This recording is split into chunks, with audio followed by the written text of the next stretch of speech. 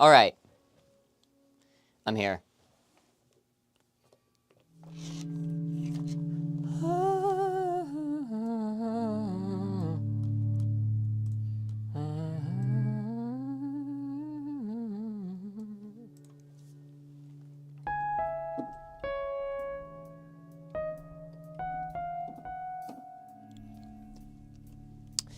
Man, I can't play along to some of my new shit because it's in like 432.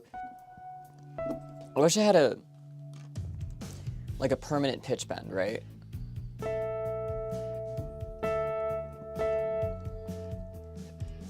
I can't automate. Like, I can't assign the master tuning.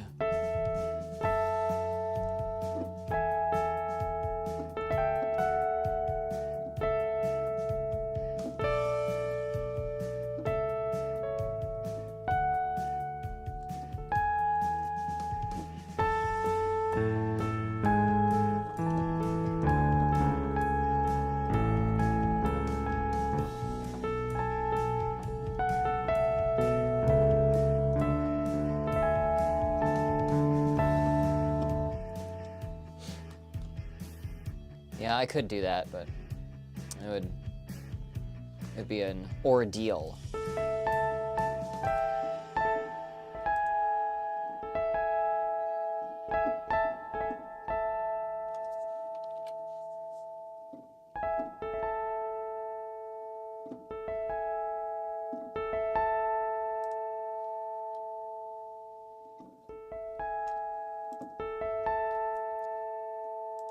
Why can't I pull up my YouTube? There we go. There we go.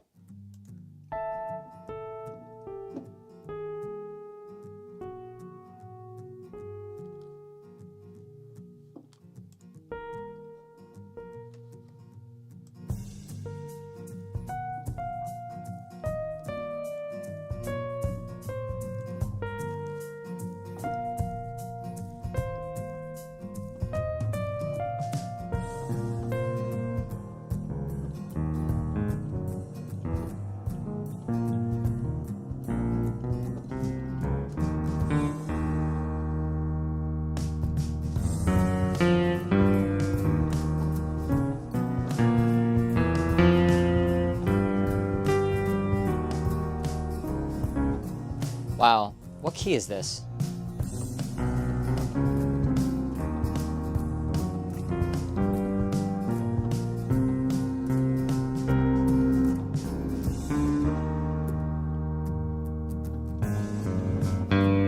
G.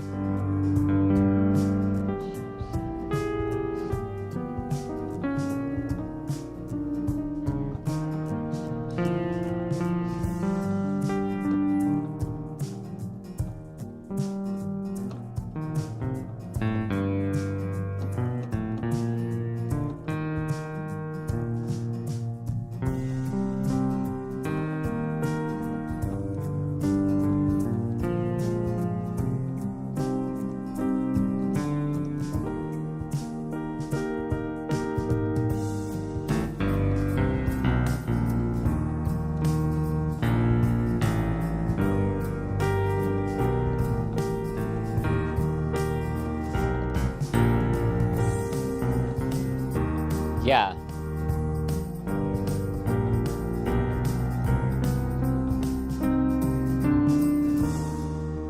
Bishops and bottles. I'm building ships and bottles. I'm building ships and bottles. When I close my eyes, I'm on the sea. Open skies, I feel your breeze. You and me could scheme full scale, getting hung up on the fine details, but we never saw ourselves.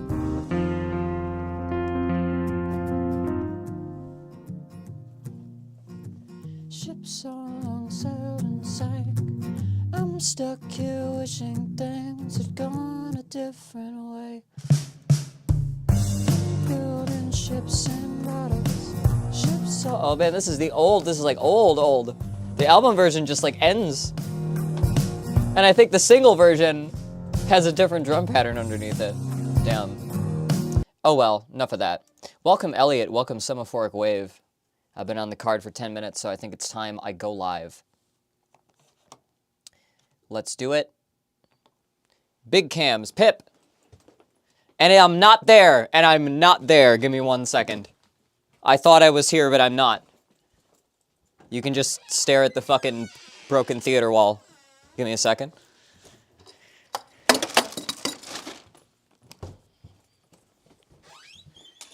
Ah! See, that bought me some time to go grab some water. Am I on cam 3 today? No! Where am I?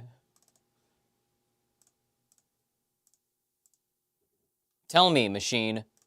There I am. I'm on cam 3. I reset the cam 2 settings and it put me on cam 3. That's nice. Okay. All right. We're here. It's a miscellaneous day today. My keyboard's a little too visible. I should zoom in also. Things have been moving around a little bit. Oh, that's right. Whenever I restart, it messes up all the fucking captures. I gotta fix that more better. Disk capture is just tunnel visioning OBS right now. It shouldn't be. It should be that.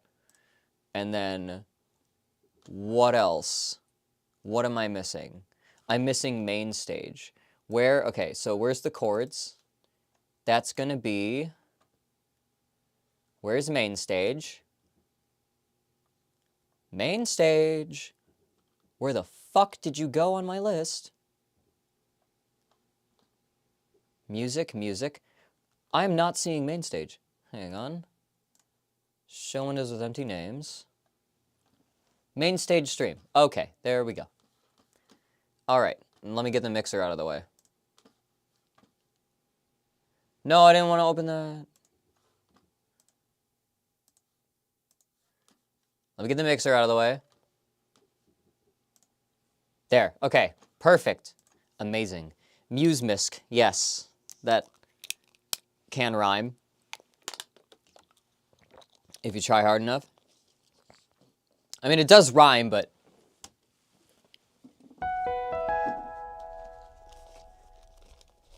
To me, rhymes also have to include a, at least adjacent final consonant sound. If you go from a single sound to a cluster, it doesn't sound right.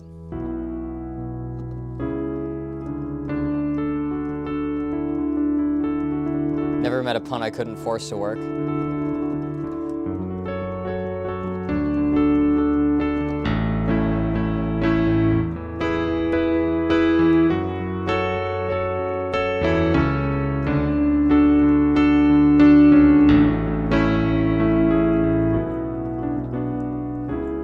All right, now I almost forgot to put the whole thing back together. Okay. All right. All issues fixed. No more problems ever. I should have had the music keep playing. Because I'm going to be talking. I'm just going to leave it playing while I pull up the songs. So we're doing a miscellaneous music analysis day. I've been doing theme days. You know what? You know what I'm also going to fucking take care of right now? Just move this out of the way.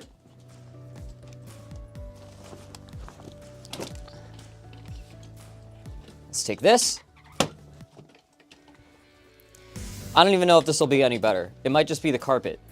But the carpet looks flat. But nonetheless, I have a different identical chair. And hopefully it doesn't slide around some. Or hopefully it can actually roll when I make it roll.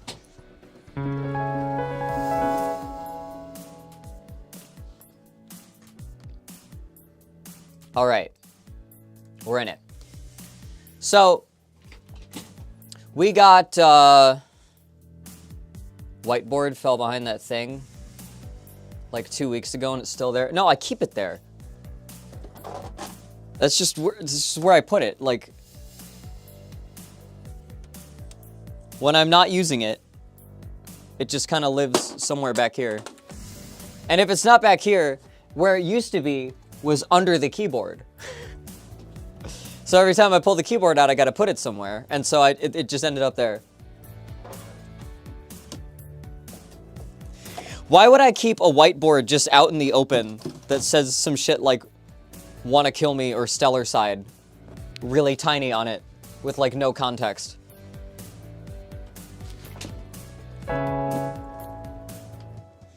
Okay.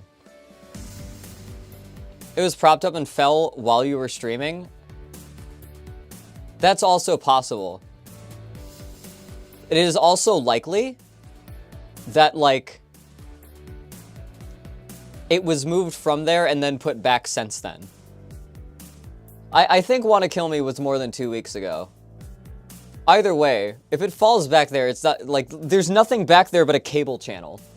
So it's like, okay, it's not against the wall anymore. The thing that I used to use it to cover was the key box, and the key box is gone now. So now that it's not leaning on the key box, it probably fell, but that means it has no reason to be there anyway, so.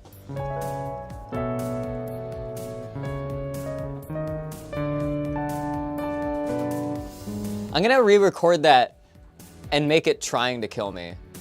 I feel like it would just flow better. I feel like it would make more sense. You know. I'm gonna redo a couple vocal lines and stuff for the Stellar Side songs before I finish that up. And that's gonna be like on and off next month. Next month, what I'm thinking I'm gonna do is work on like Mixed Feelings soundtrack. So that'll be me pulling out some new video game music motifs for a visual novel. And if anybody has been around for the first Mixed Feelings and any of my older shit, you can see, you will be able to understand how much shit I'm reusing, how much unused shit. Or previously used shit that is no longer, that has been like retconned from the fucking internet.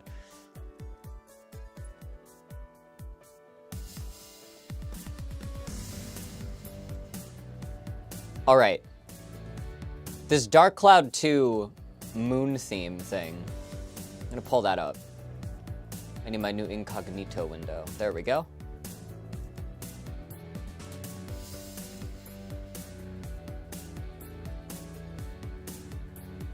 Groovin'.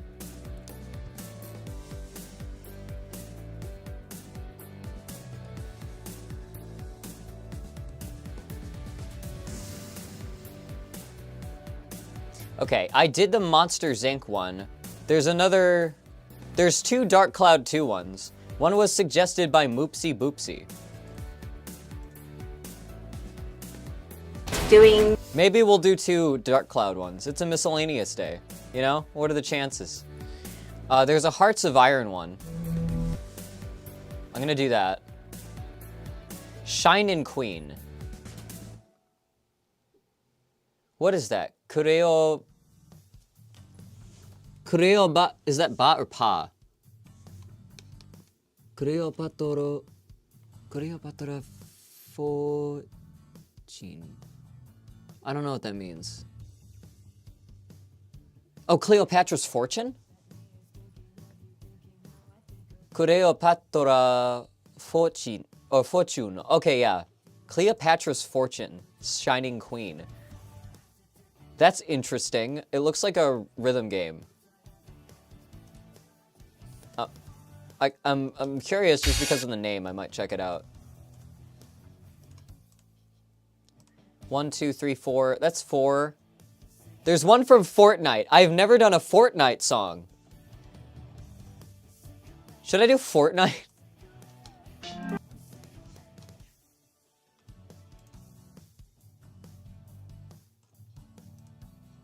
I could do Fortnite or the rhythm game one. Eyes red, it's all in your head, it's all in your head.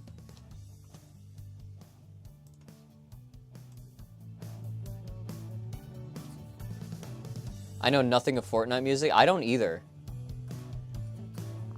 Here's all our... I never did the main menu from Ebe. I should do that.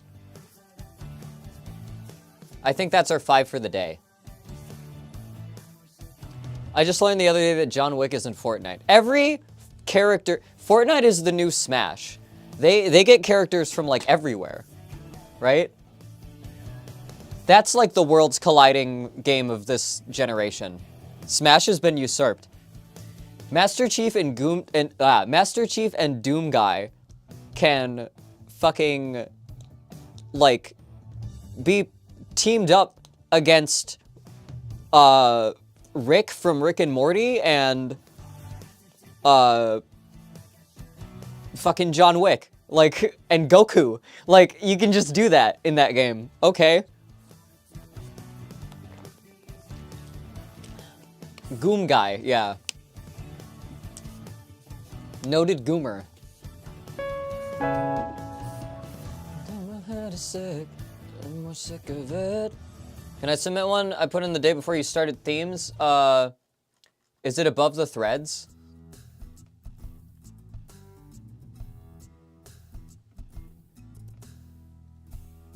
Which one is it?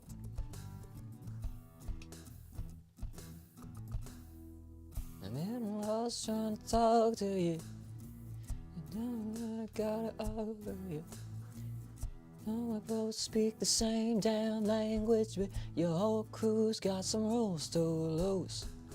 Got some semantic dilemmas with whatever. No, I ain't saying eye to eye. I'll try to fight to stand for the rest of the... Raging Waves? You mean End of Raging Winds? Got overwhelmed it. Sometimes you gotta bite right through. Words don't mean the same if I'm talking to you. The one above that. Oh, there. Okay. They have very similar names.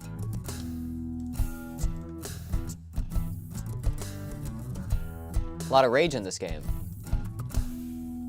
I don't know what you lived or what you've been through.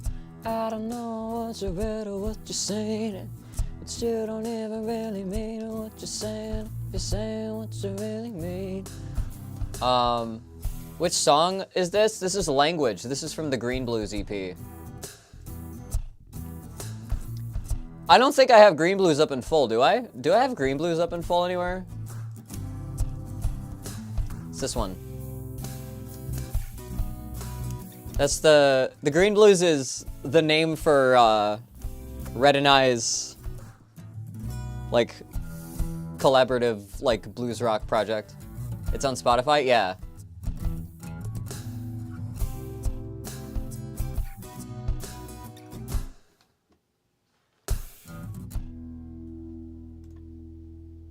Yeah.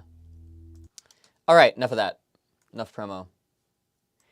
Go listen to The Green Blues by High on Case and Rover Red on Spotify. Stream that shit. It's good.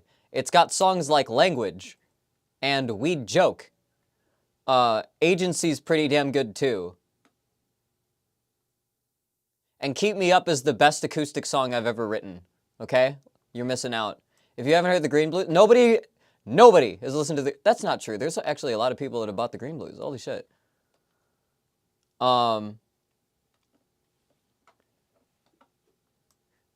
We Joke is great. It's just one chord progression played on like 7 different stringed instruments. With like a... with like a drum machine beat under it. I have a banjo solo on it. Listen. I think Green Blues is the first album. Oh, shit. Wild first impression, because that one's like pretty out of left field compared to like the rest of my shit. The Green Blues is like, did you like No Solicitors? What if we did more of that? They were not rapping on this at all. Anyway.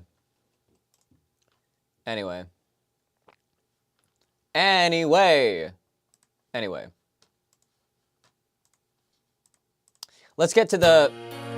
Yeah, let's do that. All right. Who submitted, yeah. Oh, Spoonie submitted... Yeah, Spoonie in the chat submitted The Lunatic Wisdom Laboratory from Dark Cloud 2. I know some things about Dark Cloud. Never played it.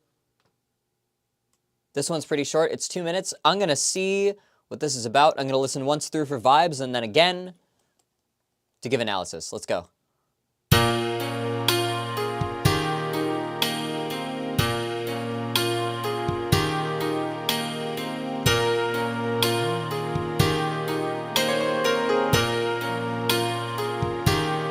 Okay, that's going between 1 and 4, I think.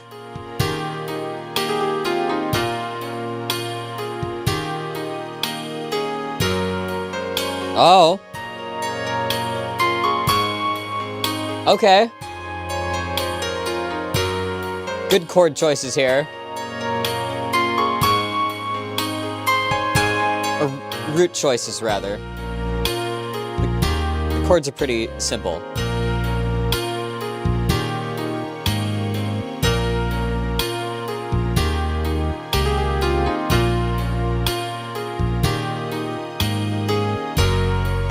It sounds like a piano and a harpsichord or something layered, or like a piano and an electric piano.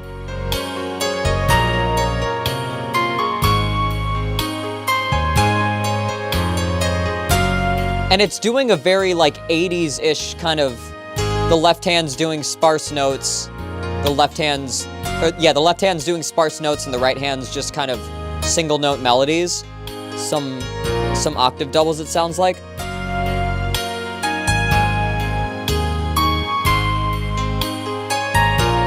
And the piano isn't really playing full chords, it's just root bashing and playing the melody with it.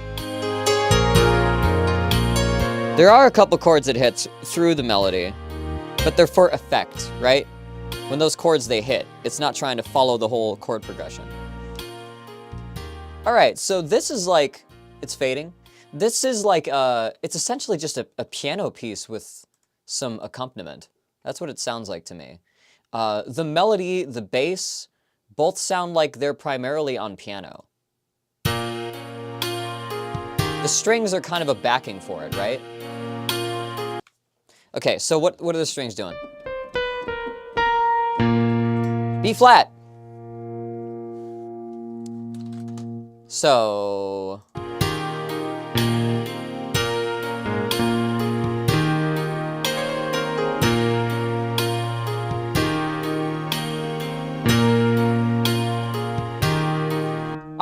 one of the things they're layering sounds like it's a CP80 sample.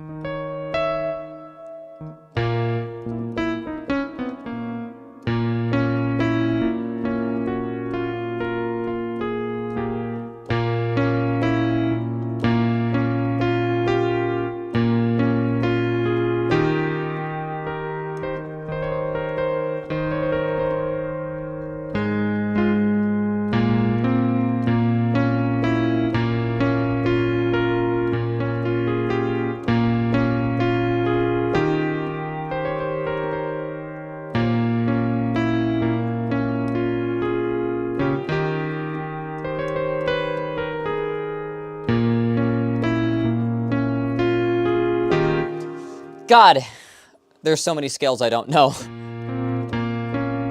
Okay, this is 3, minor 3, and then 5, 7, 6.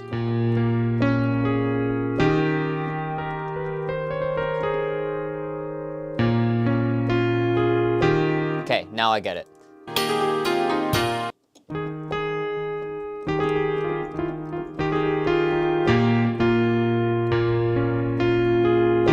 So, yeah, this main thing, yeah, this A section is just 1/4. As this plays up,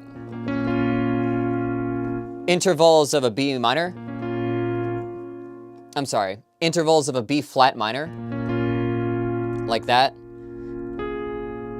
goes up to the 7 even. So you get like the full breadth of the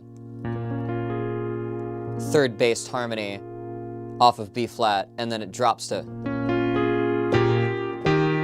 6. And when it drops to 6, when that melody drops to 6, the piano moves up to 4, so that you get a third, you get like a major third out of it. So this kind of perfectly walks, the melody like perfectly walks into setting up the next chord, right?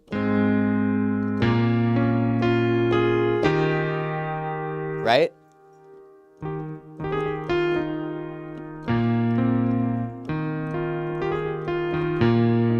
Wow.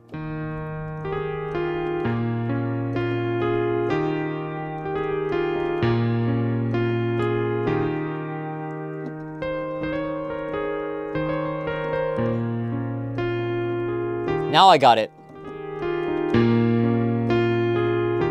So yeah, that one's, that's a really satisfying like melody to play and to listen to, because once the chords click,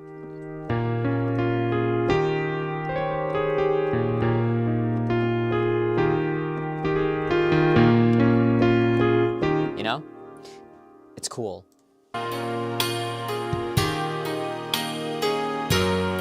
All right, and then we get this change. Well, there's the...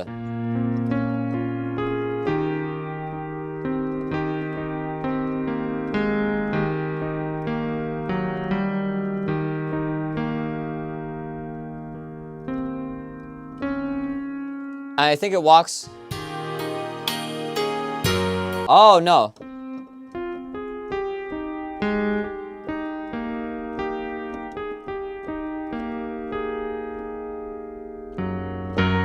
Yeah, then we go to the 6.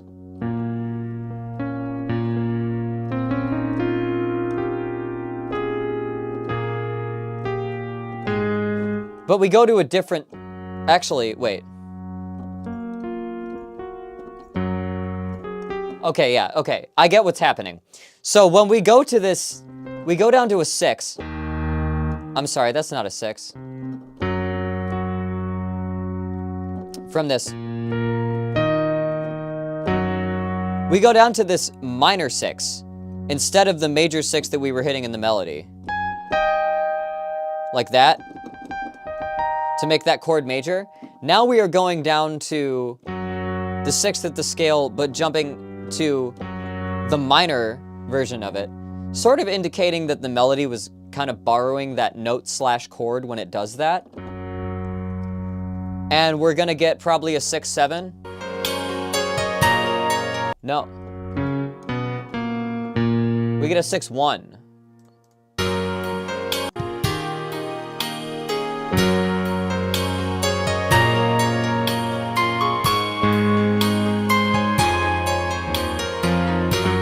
Ah.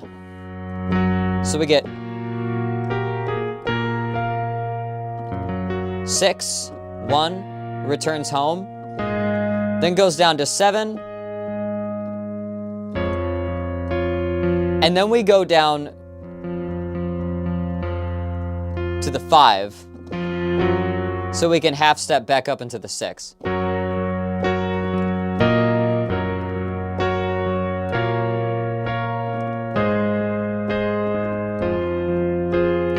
And we do that. Does that loop once, or does it change? And, of course, I love this. I say this all the time. When you have a chord progression that's doing something simple like a 1/4...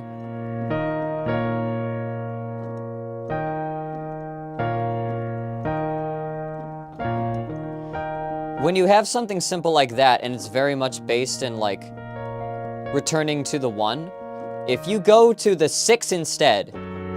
Wow, that was fucked up. If you go to the 6 instead, there's this immediate weight that gets added. It's one of the few places, whenever I'm writing music, and you have to like pick a chord for a section to start with. Like if you want to change to a different, like, we're gonna go to this and then do a chord progression around this and come back to it. Like 6 is the main one. 6 is the one that you choose primarily. Like if you're gonna be doing like a big weighty transition to another like root without changing your key center, having your B section start on a 6 is just a really weighty choice. Having your key center start on a 4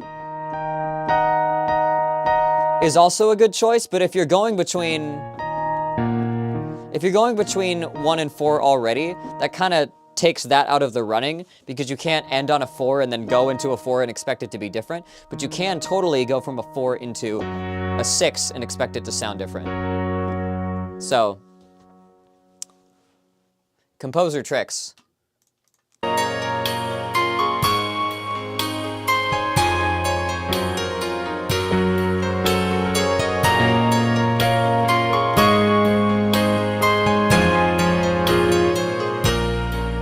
Okay, then it does some different chord at the end there, I think.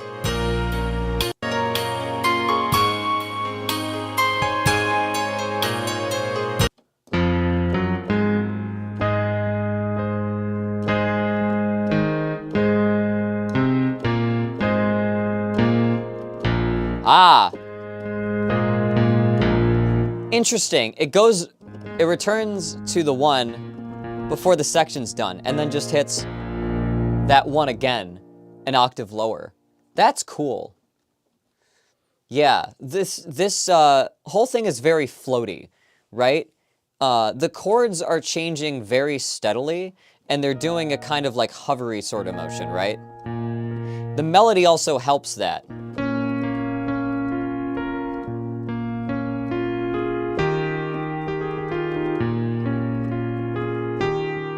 And also, in that first part, when they use that major 6, it makes it immediately makes this part Dorian.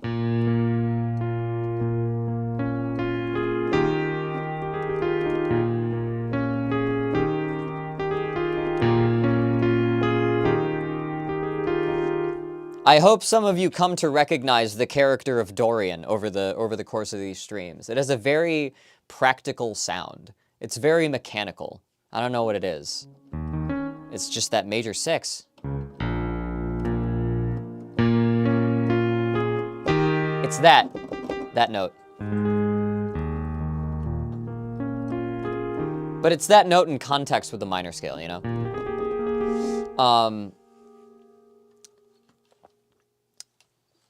Okay, where were we here? I went back to the first section in my head. But this, what's the melody of the B section?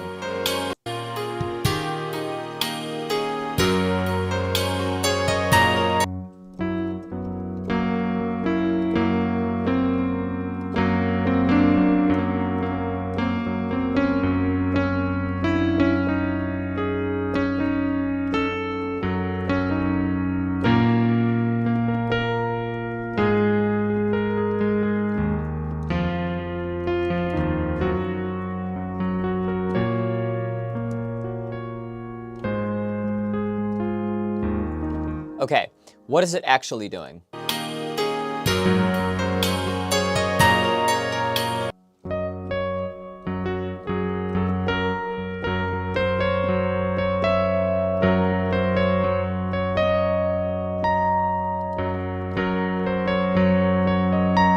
I like that last thing that it hits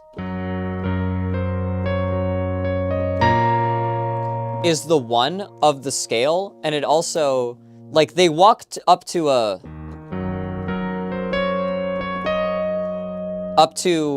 basically the 5th below it.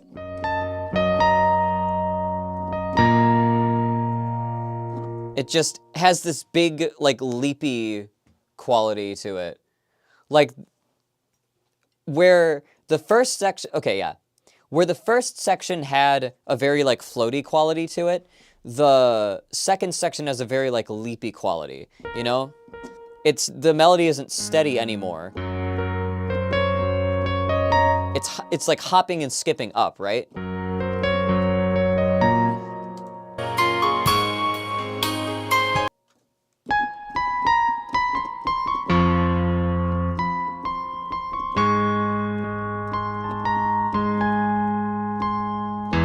Ah.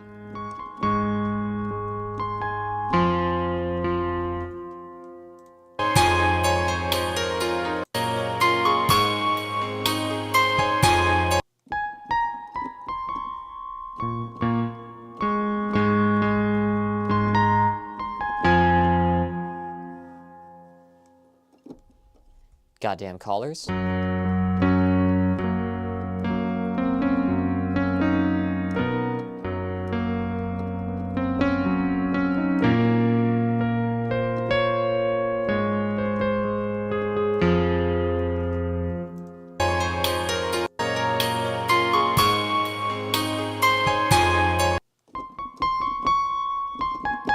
Yeah, and then it kind of skips back down.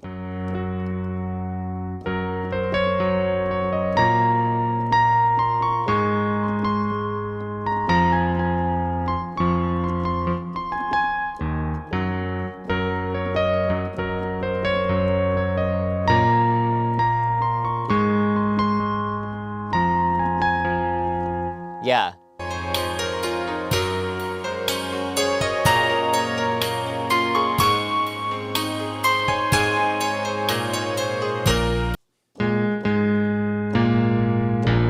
What's interesting about when it does that, it almost sounds like you're going back into 6, right? It like prepares you to, what is it?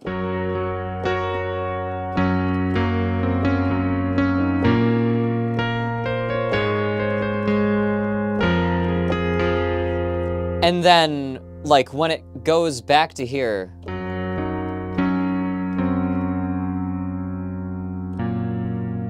wait.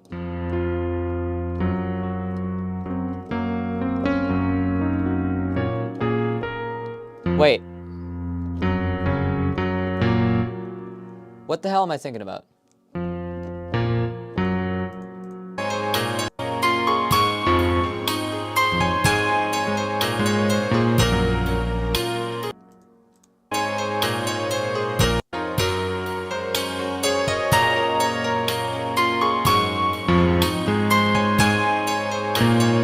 Okay, yeah, it doesn't go to the 5 there. Okay, so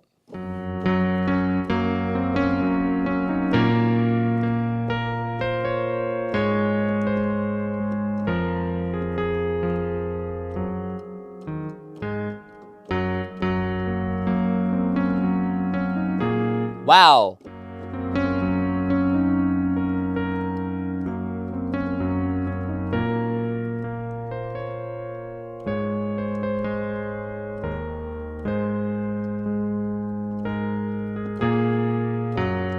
Okay, where was I? I was saying something about how when this goes up, it almost sounds like it's going to go back down to 6. Because when...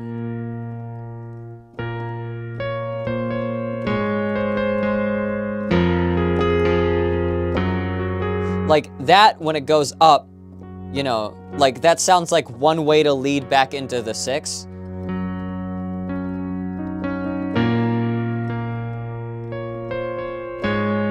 And then we go to the 7, and then instead of going to the 5,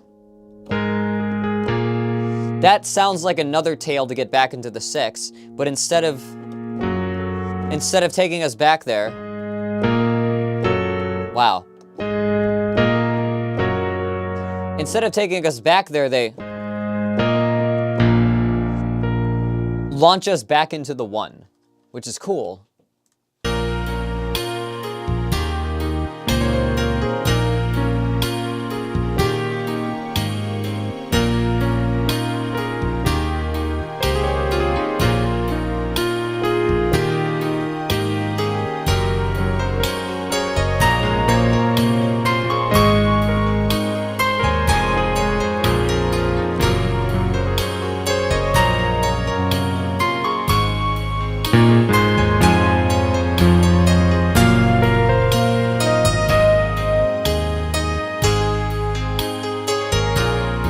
And then we get like a different, when it goes back to the B section, we get a different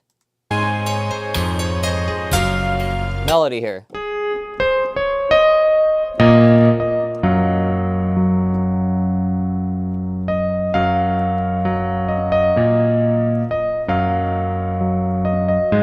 And I think we changed the chord progression too.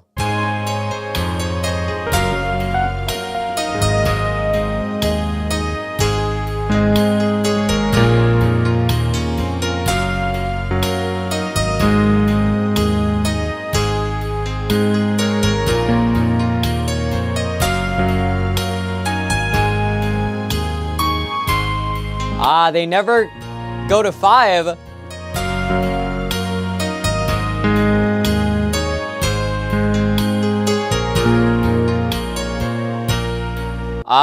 Okay. I appreciate this. They go to a little bit of an anime chord progression, right? But they do not hit that interval. Right? They are, instead of switching down to the 5, right? And then going up to the 7, instead of going up to the 1, they just stay on 7. And they just draw out a 1-6, or and they just draw out a 6-7-1.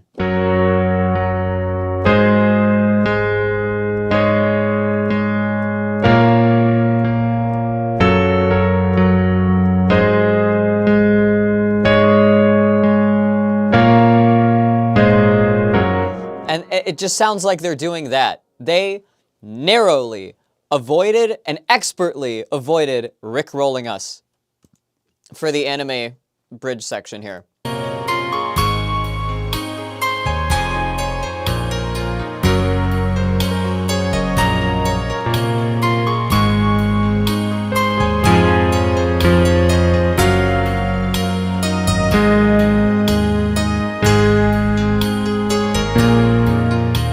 Six, 7, 7, 1.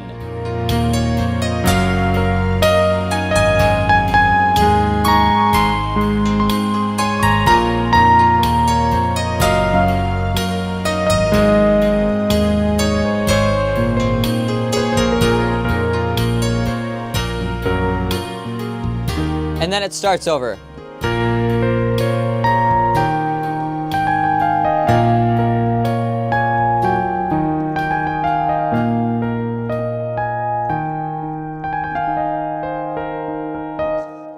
Oh no, I don't care. Who's that? Who's this? Who are these guys? I want to talk about the Dark Cloud music. Okay. Okay, Lunatic Wisdom Laboratory. So this is very interesting. It's a very contemplative piano piece, right? It uses the Dorian scale in some parts. It has some cool weighty chord changes.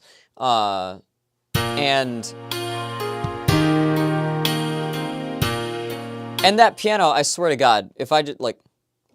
Hang on. I feel like there is, like, one setting I could change on main stage that would make this piano patch sound like that. Let me copy this, and then explore... Let's see... No, that's too off. Yeah, there.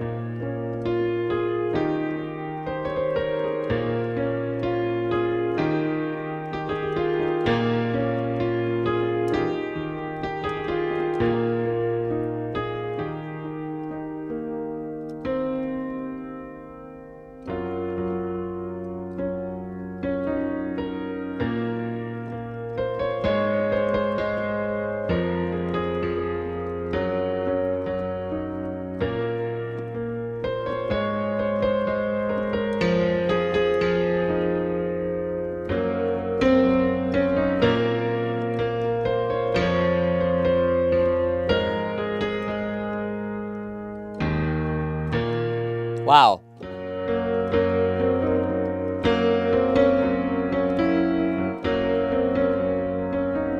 I was doing so well.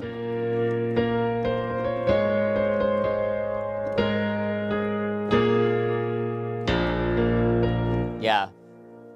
That sounds so much like a CP80 to me.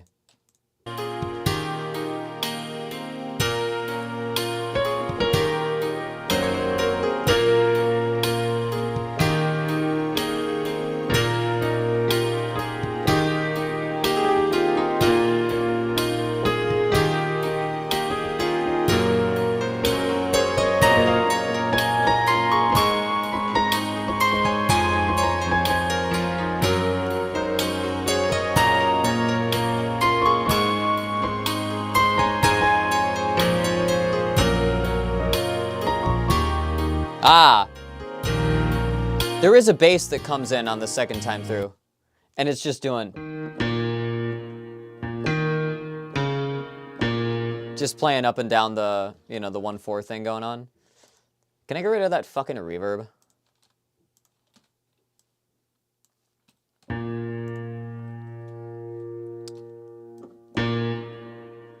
Where is that reverb?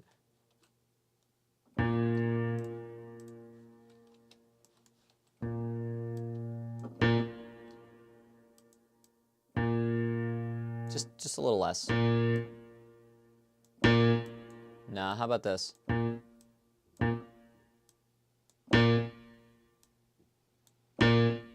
That's good. That's fine. Let me close that now. All right. Okay. So, final thoughts on this. This is really cool. I like a lot about it. This is very simple, but very contemplative, right? There is sort of like a floaty and skippy sense to the melody. The instruments being used are very kind of like sparse 80s pop, kind of. It's not really trying to evoke any like specific place or aesthetic, though. It's just sort of some video game samples, you know? It's just sort of some like instrument samples that sound good when put together. It's got like a string accompaniment with it. But it's mostly just a piano piece with, you know, some bass, some strings, and some other stuff accompanying it. And the piano piece itself is really fun to play and sounds really complete when you get it right, and I really like that. I think I would give this... You know, I had fun with this one. We're going to start on a high note. This is a 5 out of 5 for me. I don't have any complaints. I had only positive things to say. Okay? I didn't have to think, like I was thinking like downsides, and then I'm like, I don't, you know, I would have to force them. Okay? I don't want to force my critique. I like this.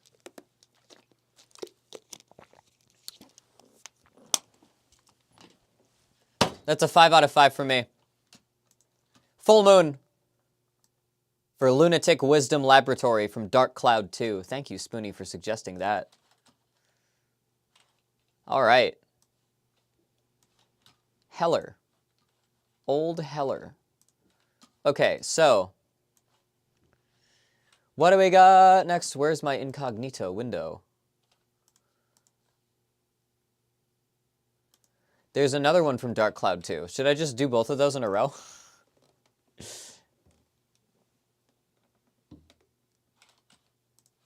I think I'm going to do that. Let's do the Dark Cloud 2 ones. Though, I'm going to be right back. I'm going to take a quick break. Have some background music.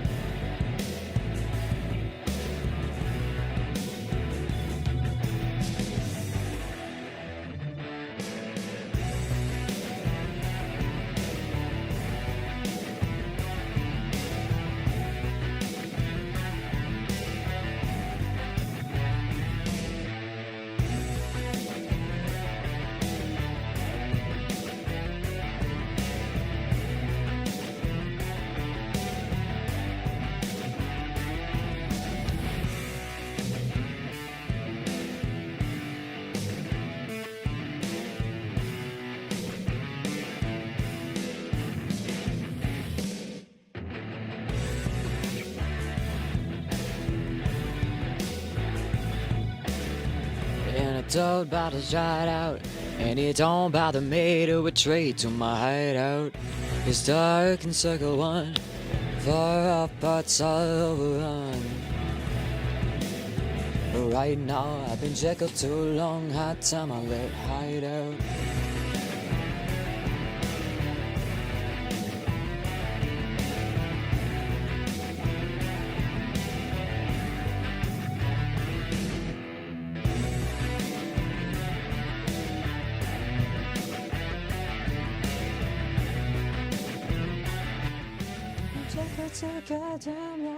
Okay. Okay. Fuck it, I'm gonna keep... Oh man, I like the piano on this preset. I like it. I'm gonna keep it on that.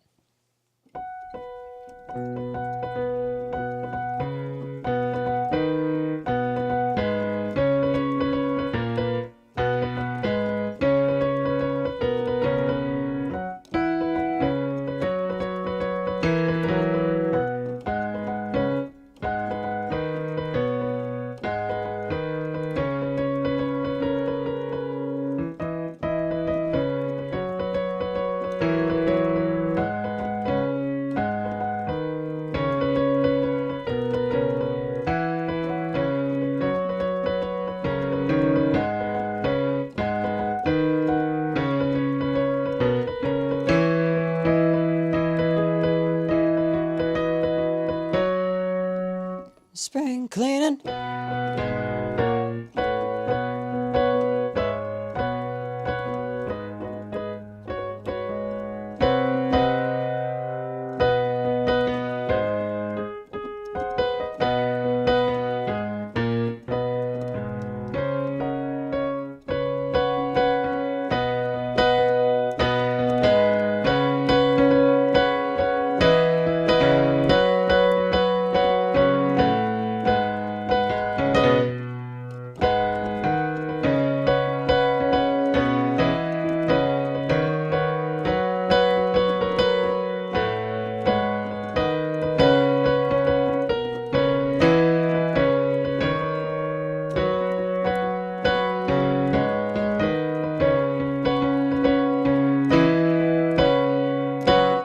Yeah.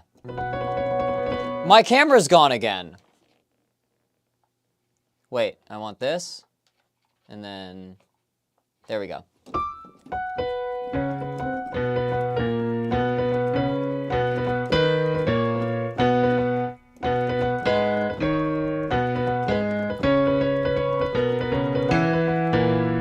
One day I'll learn this chord progression.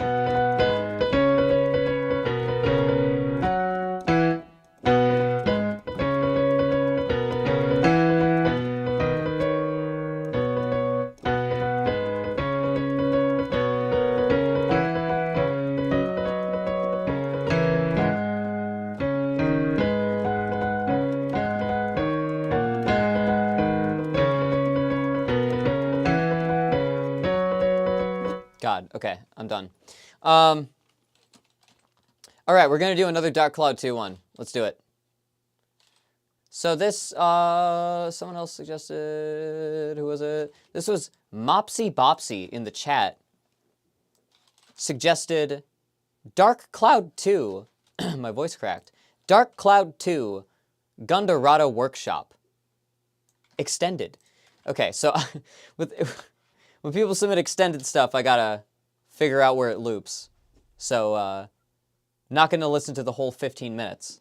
But the last Dark Cloud song I heard was good, and I have high hopes for this. So let's check it out. My voice keeps cracking. What's up with that? I have high hopes for this. So let's go once through, at least until it loops, and then I'll go back through and stop and start for analysis. Talk about it. I gotta get that first beat.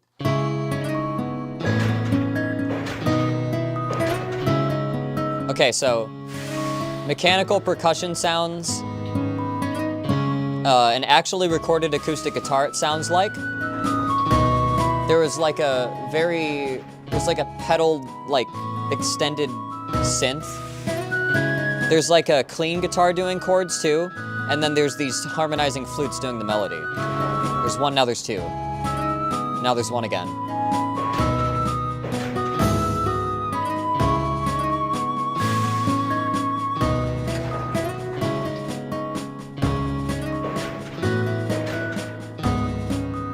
Yeah, that little beepy synth. It actually isn't a sustain, it's hopping around. I do like the big mechanical, like, percussion sounds, though.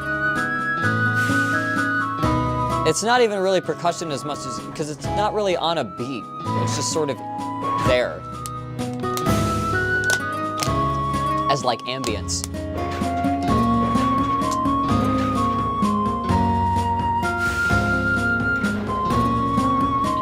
Mechanical noises are just from the game? Oh, okay.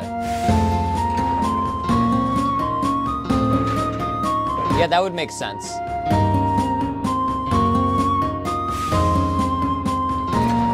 So without that, it's just like a flute and guitar piece, basically. We've modulated.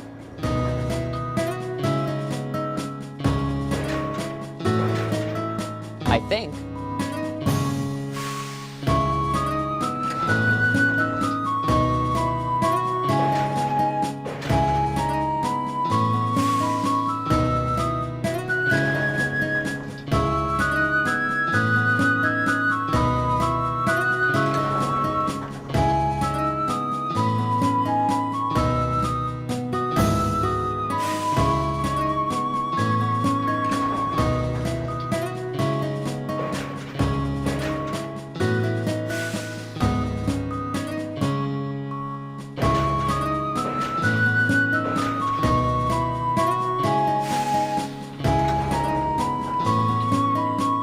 Yeah, I think we've looped around, right? So this is pretty chill.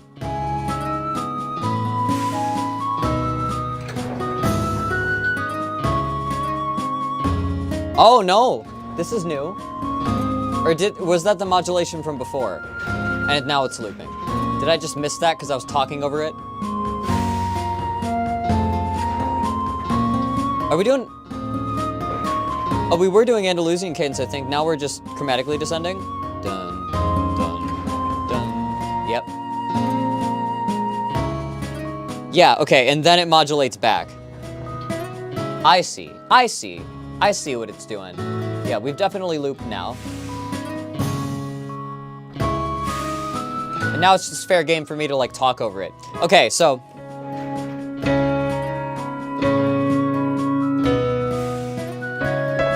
Ah, hell yes. We are in... Yeah. We're in C sharp minor. Thank God.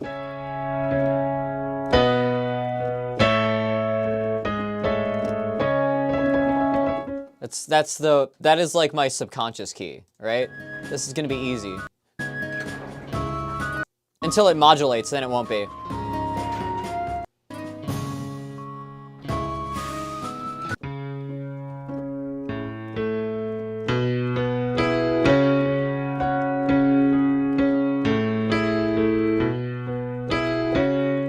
It sounds like we're doing a 1-6-7-1.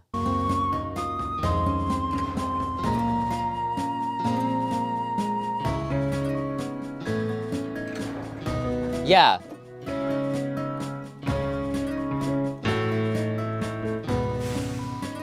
Oh no, we changed the second time around.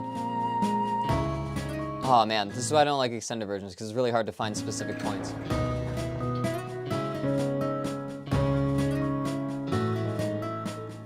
Yep. Yeah, so this does the 1-6 thing. This does, like, instead of, if you were gonna do 1-6 and you wanted to add some flavor to it, one thing that you can do is go up to 7 as like a walk back up. Another thing you can do is go to 5, so you can get a 5-1 resolution.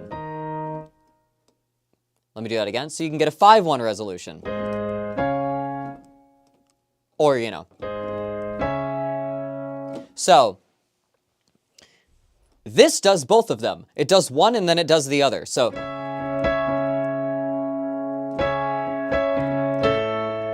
we go 1, 6, and then 7 to walk back up to 1. And then we go 1, 6, and then 5, and then 1. That's cool. That's fairly stock, but it always sounds good.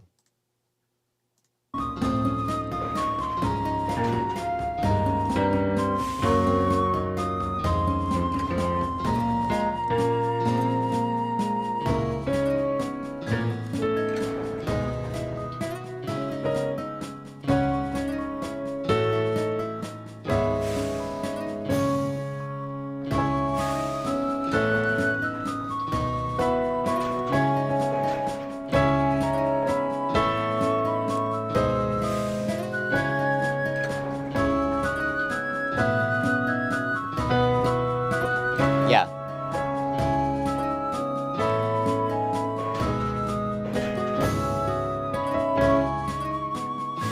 One to 6 is, I always call that the somber motion, right? I always refer to that as somber. That's always like the adjective I give it when I'm being subconscious. Because it's not necessary, like sad is, that's a word, but it's too broad. Because there's like melancholic sad, you know, that you can do with music. Where if you have like, say, we're in E major, and you're going,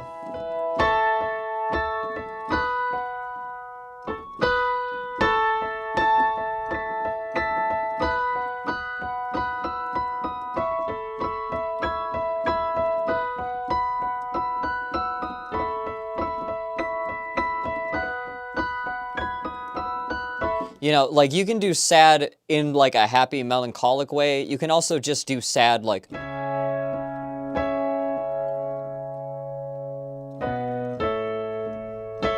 that, right? Or you could do it like with fourths in minor.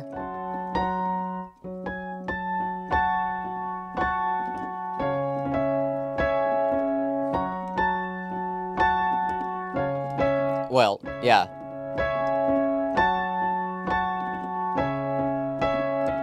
And that's a very like foreboding kind of sad, but I think like minor 1 to 6, minor 1 to major 6 ends up in a very like somber kind of tone, right?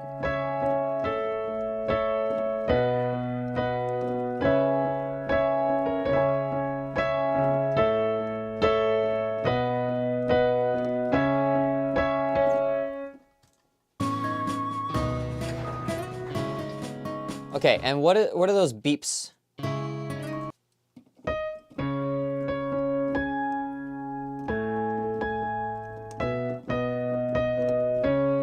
Yeah.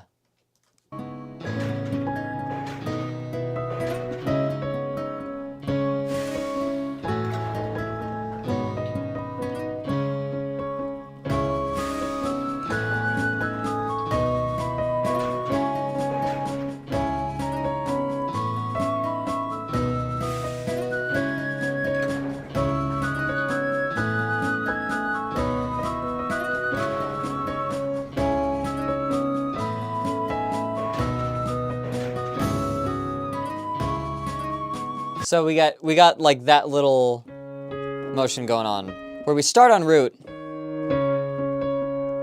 then we jump up to a 5, and then as this goes to 7, we go down to 2 here, which is a major interval of that B chord.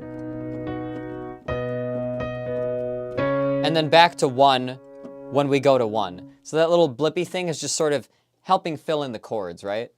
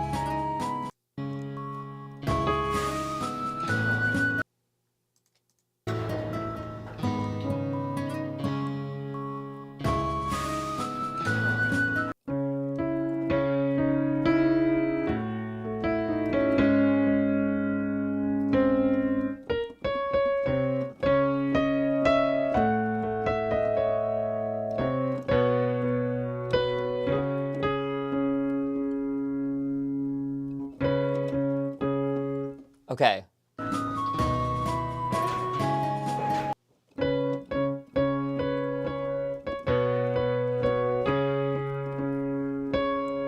So again, the melody starts on a 1.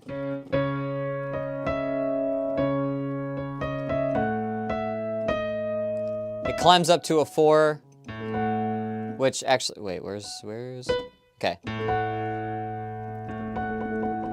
Which becomes the minor interval of, like, well, no, actually, no.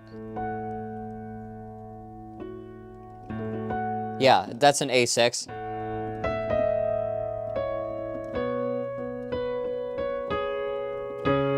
And then we fall on the 5 of the 1 as it returns to 5. And then I think it goes back to 1 after that, right? It actually doesn't. So, okay. So then we fall on the 5 of this 1 chord. And then we do this step-up thing where we borrow an interval. It sounds like we're borrowing a major 6th.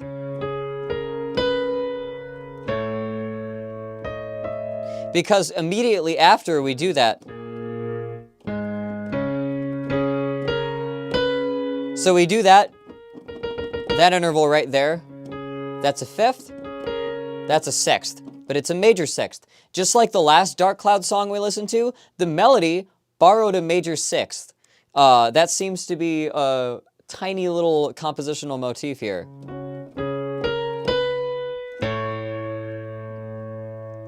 And even the very next, like, 2 notes later, the bass moves to the minor 6. Right?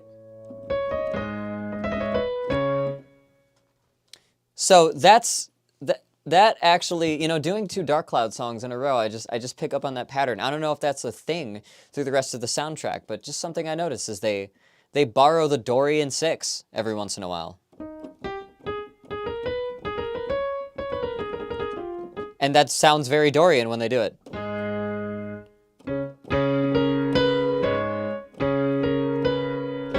Wow.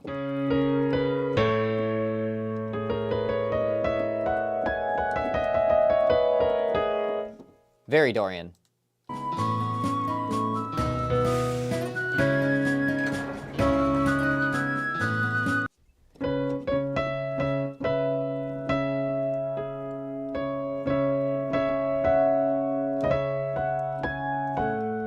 And it sounds like we have an upper harmony doing thirds.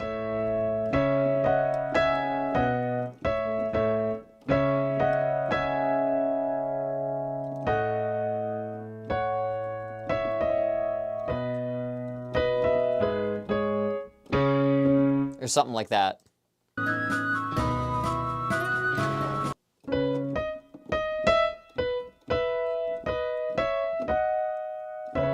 Yes.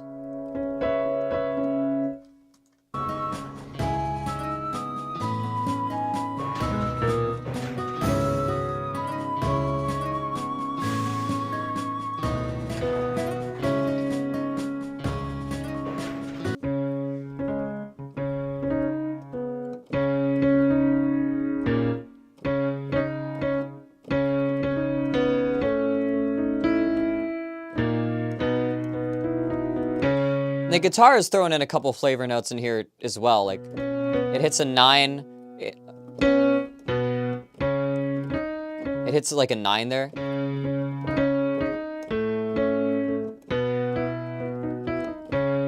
And I like that.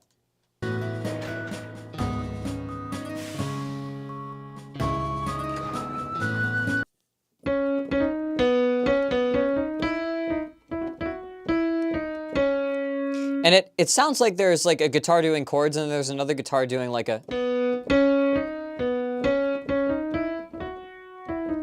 some kind of melody like that.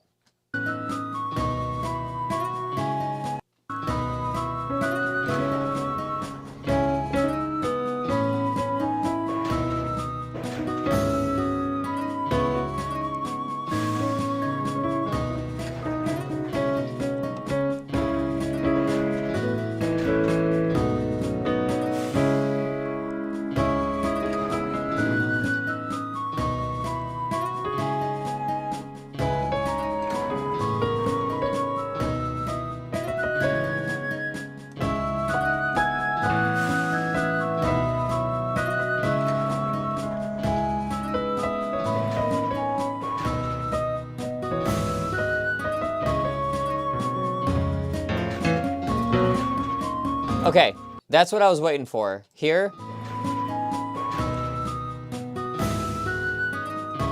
And then it modulates.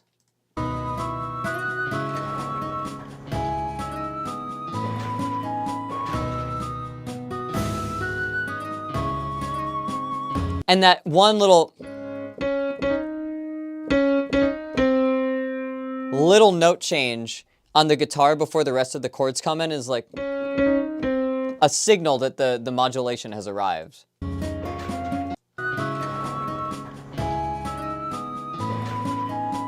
Because I think we just go back to 1.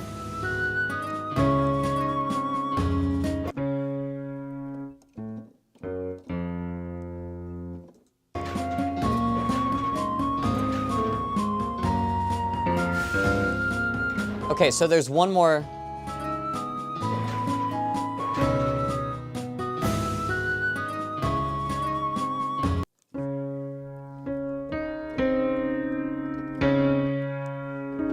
And then where does it go after that? Yeah, so we go.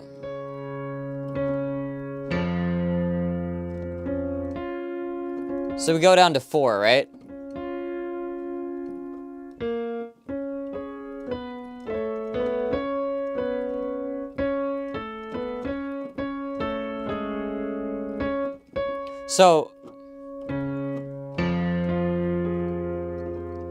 So they did this sneaky thing where they go back to root and then we play a major interval that was not previously part of this, kind of signaling that this is now going to change key. Then we play a 4, actually a major third. We play a major third down here. Yeah, so then we play a major third, and that's sort of playing that major 7, and then that major third has sort of signaled to us, all right, these are not in the previous key. We have now modulated. And it makes it very apparent, right?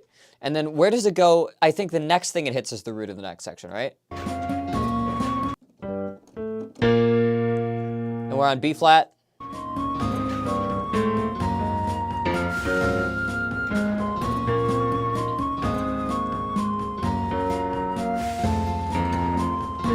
Ah.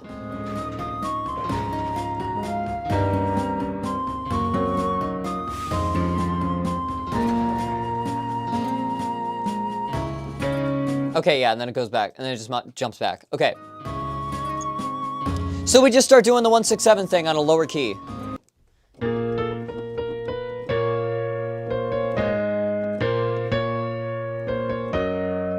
Are we doing 1, 7, 6? Are we walking down?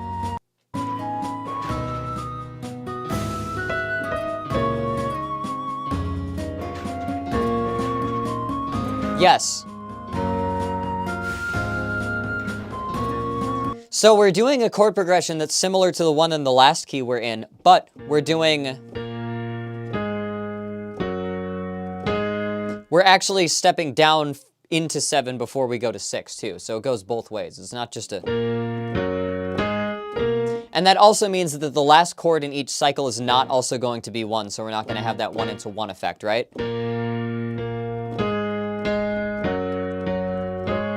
So now we're going full Gautier. You didn't have to cut me off.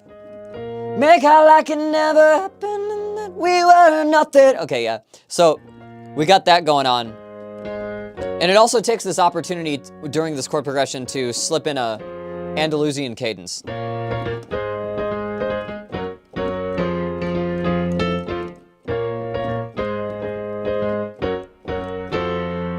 You know? Slips in one of those. So that's cool. And what is the melody for this?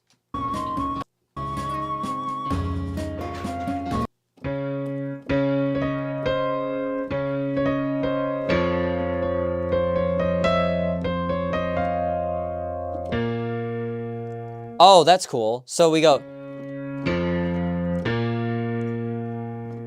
That actually is how we get there from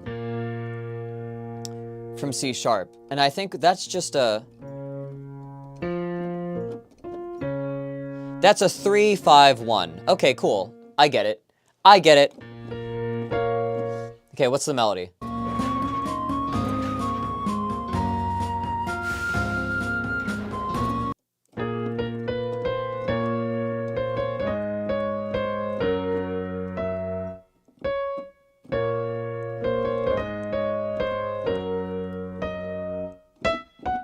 Oh, it's 5.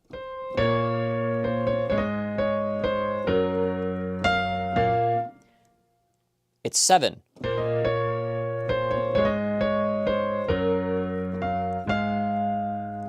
That took me too long to play.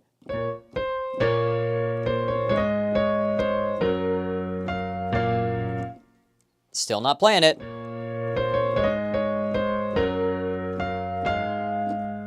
And does it repeat that? Does it do like a variation on that?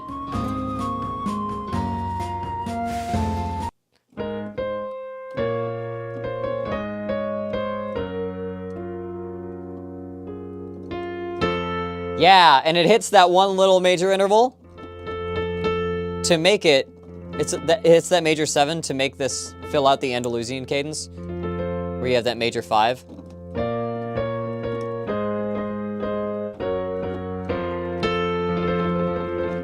Yeah.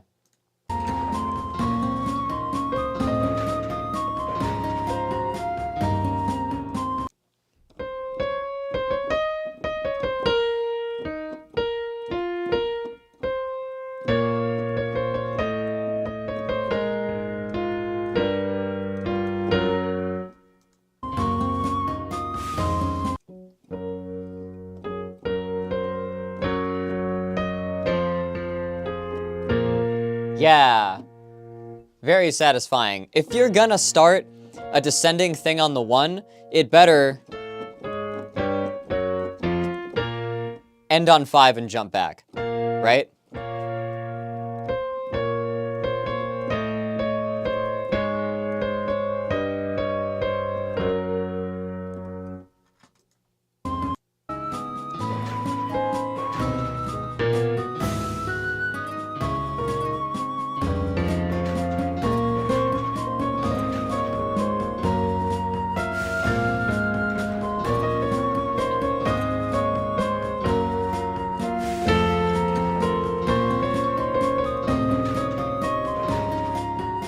Okay, so it does that. Okay, so it does one thing each time.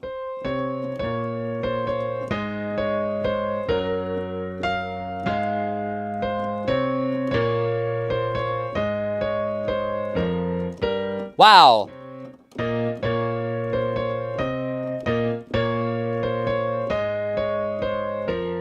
Jesus.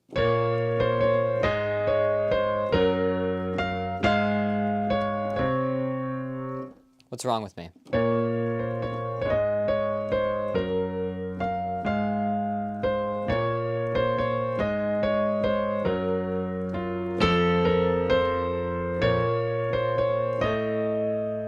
And then what does it do?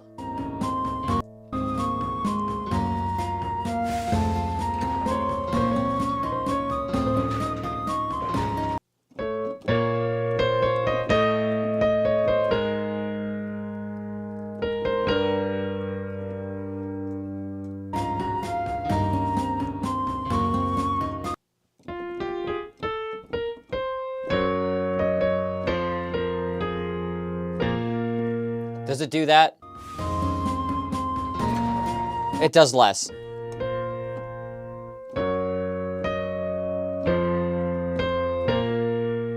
Okay, so that's cool. So we do like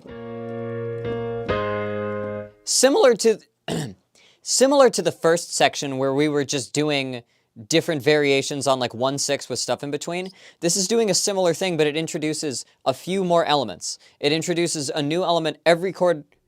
It introduces a new element for every chord cycle, which is just adding in a 7 before the 6. And then it introduces that Andalusian cadence. That Andalusian cadence with the major 5th. Right? And then we do the next thing that you can do if you're like revolving a chord progression around that, and we start going down chromatically.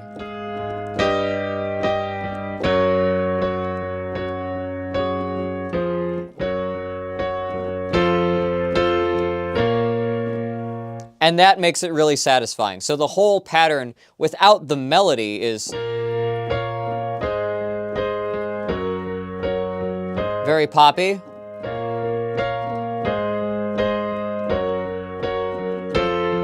And then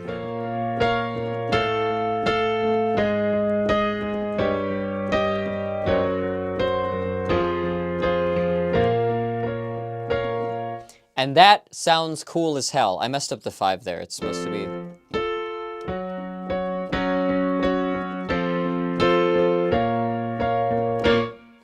And I love that. It's very simple, very poppy, but it moves around a lot. That's like how I like to write chord progressions, where you take something that's like a simple thing and then you just add stuff in between and then change, like you have like a thing that it runs through, and you just change the variables, right? And this does a good job of, like, it introduces a chord progression. We modulate.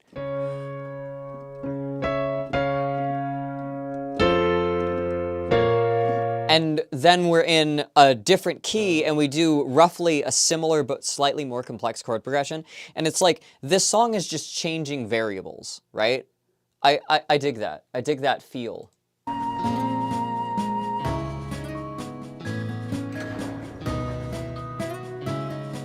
It's just playing around the same general chord progression. And then when this gets to the end of its whole cycle in B flat,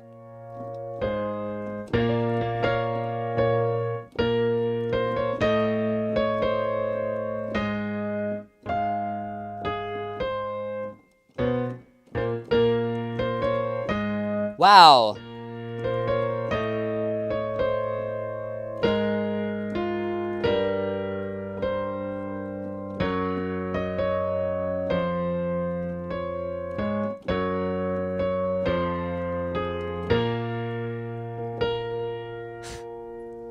And then from there, we just jump right back up to C flat.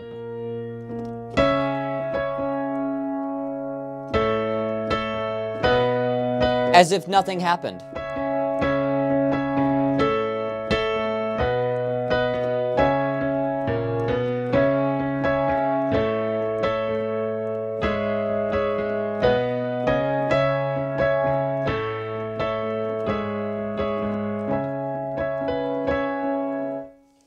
Yeah. So, like,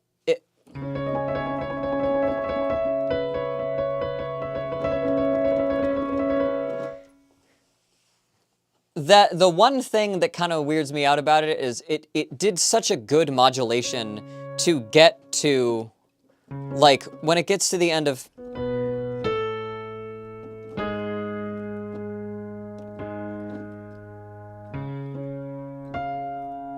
When we do that...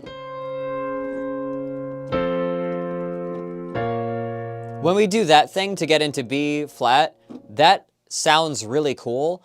I wish they would have done like a similar kind of hop, skip chord modulation to get back into C sharp minor, because otherwise this B flat and the chords attached to it aren't in this scale at all. It's just kind of a really harsh change.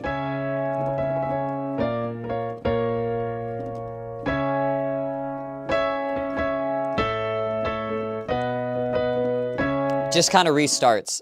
And that's the one downside of this one. But in general, it's got some cool chords and it's got some cool melodies over it.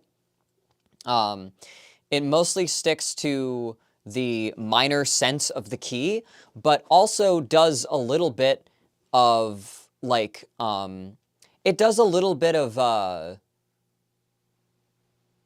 like, Dorian borrowing, and there's one part where when it modulates, it's playing some sort of, you could say borrowed notes, you could say it's already modulated, but it's got some cool flavor notes in there, which makes it interesting. This is definitely something that I could, like, sit around and idle, like, listening to, you know? Definitely see that. But I think as far as a rating goes, final thoughts on this, just the general sense of this. It's very chill and it's very practical sounding, right?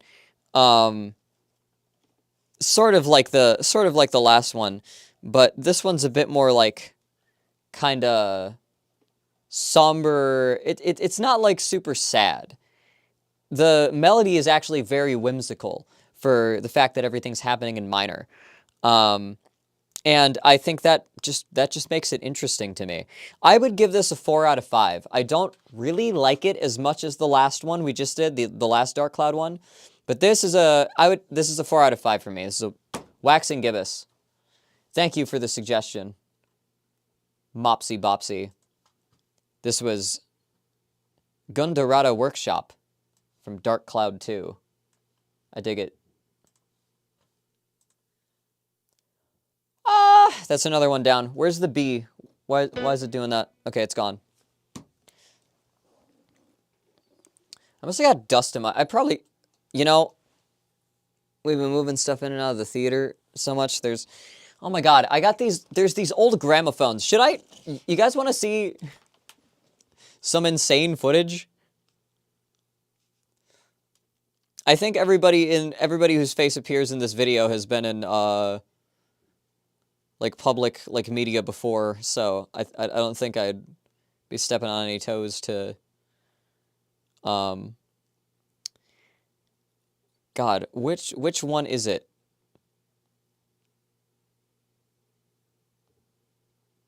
I gotta find the right video. It's not that one. It's before this. It's before this. I'd like to. There's some crazy stuff that showed up in the theater yesterday. It's kind of unreal. And there's a huge, like, old record collection that I'm gonna have to scour through. It's, like, old records, like, thick-ass beginnings of vinyl. We even have some cylinders. Here, let me just airdrop all of these. I might go through another, like, track while these airdrop, because it might take a bit, but yeah,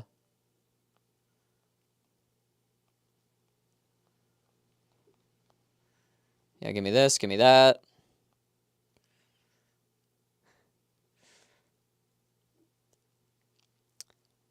So Edison and Victor, I think, was another company. They have, like, old gramophones, like pre-electronic. You crank it like it's an old school alarm clock to wind up a spring inside of it, and that's how you give it the tension for it to spin the record. And the speaker is literally just a horn that extends from the needle all the way around. And to control the volume of the horn, there's like a little slider, and what it does is it has like a bike brake, basically, attached to a stuffed ball. And like if you've ever seen like a horn player with a mute to like change the tone of their brass instrument, it's basically just like a horn mute. And to control the volume, you just shove a ball into the fucking horn. It's insane. It's nuts. I wanna pull up some of these videos. It says waiting. What you waiting for?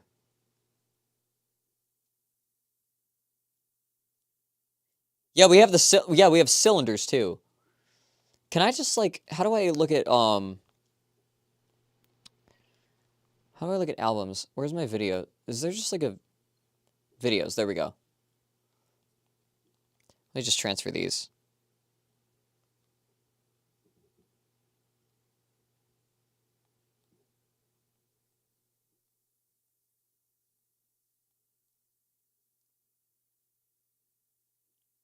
This is nuts.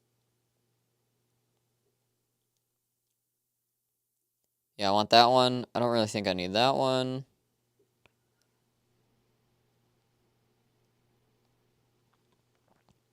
I'm determined, okay? I'm gonna get him transferring and then probably run through another. Unless they take really fast to send, but I think they might take a bit. That's an ugly chord. It's so weird winding up a mechanical thing and just like sound is coming out of it. And like recorded, there's no electricity involved. These are from like the 1910s or the aughts. There's like songs from World War I. Like, it's crazy. It's like exactly, it predates the theater. Like, it's that old. The theater was built in 27. This is like 2 or 3 decades before that. All mechanical, yeah. Like an old-ass car, you gotta wind it up. Yeah. Like Fred Flintstone. No, wait, that's not how they work in the Flintstones universe. It was then I had realized I had been fooled into buying a fucking caveman's car. That's fascinating. Yeah, I'm gonna pull the videos up soon. I might run through. Let's do another reaction. Let's do another analysis thing, and then 7 minutes 30. So Hearts of Iron. Ebe, 2.5 minutes. Not Eminem. Yeah, Eminem buys a car. Let's look at Ebe. Who suggested Ebe? Queen Snarf suggested Ebe.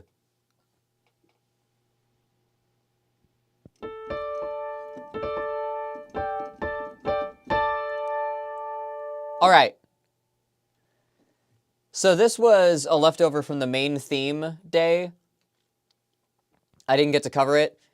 It's the main theme of Ebe, which I believe is a visual novel. Like an indie visual novel. I've heard things about it. I've never played it. Apparently it came out like 13 years ago. Not 13. 11. I'm doing my math wrong. So this is a visual novel that came out about 11 years ago. And I hear it's pretty... Oh, it's an RPG horror maker. Oh, it's an RPG Maker horror game. I'm wrong. Okay. Yeah, I remember that era of RPG Maker games. I remember the early 2010s, the late 20s, the late aughts and early 2010s era of creative RPG Maker games. Where, like, it's RPG Maker, so the thing, you gotta just have a story, right? You just gotta have a really gripping experience in a story, because there's not a whole lot you could have done in RPG Maker back in the day. Unless you really, like, wanted to mess with people, you know, and go real hard. Anyway.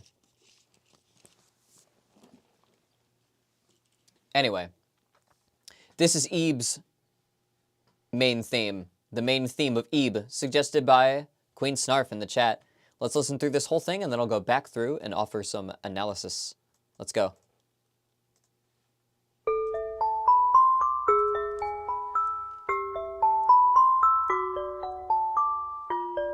Okay. Creepy. And we have, like, kind of a dull glockenspiel kind of sound, like some pitch-shifted mallets, it sounds like.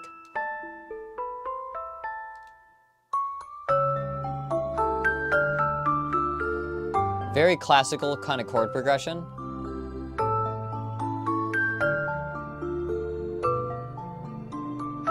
Okay.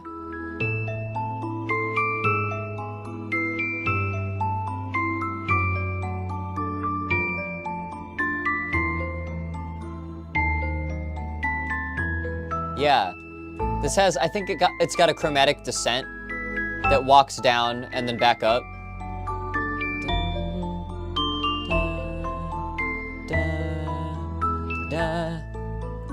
Okay.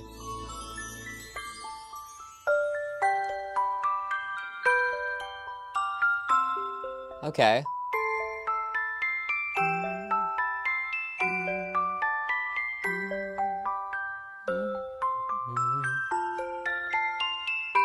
And it's mostly just this bell sound, right? It's mostly just these mallets. It doesn't sound like there's a whole lot of other instrumentation. There's some chimes. And we got a string pad doing... It sounds like a string pad or maybe a... I don't know what that is, but there's something doing a bass line.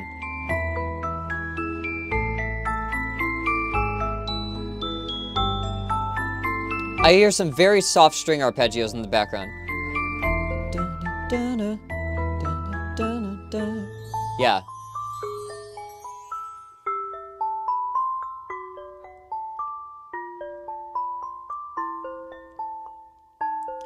Yeah, I think this is mostly just chromatic in the A section. And then we come around to doing some more interesting stuff in the B section. Yep. Love that run up the scale at the very end. Very, very music boxy. So we have like a very extended range music box kind of like sample set for this. Very sparse arrangement. It's mostly just that music box sound with a couple very quiet background pads and such.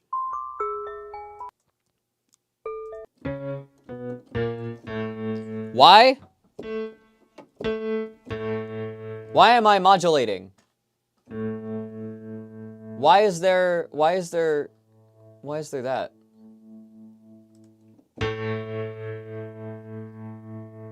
Why?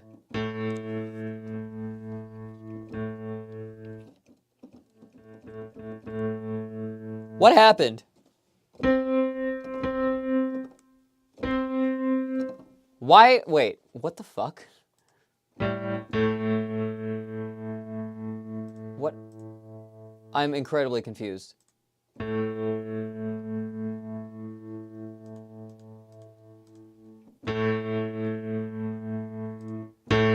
we go. I had to turn modulation off. It was stuck. Weird. All right. So, where are we? What is the root again?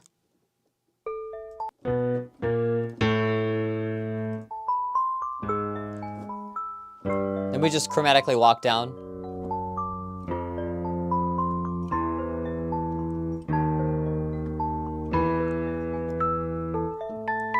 Yeah, so we start in A minor. Or maybe... Now we're in A minor. Which is normally all white keys, but we immediately fall out of A minor and start doing a chromatic descent. So, usually, like before, where you want to end up is 5, because that lets you jump right back to 1, right? But if you want to keep going, you're going to have to find a way back to 5, right?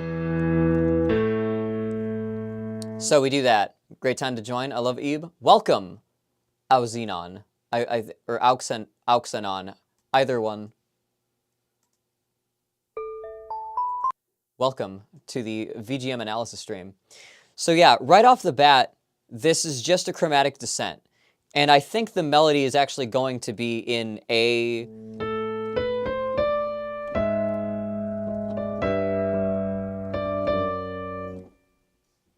or Xenon. Or, there's no R. Don't fuck with me like that.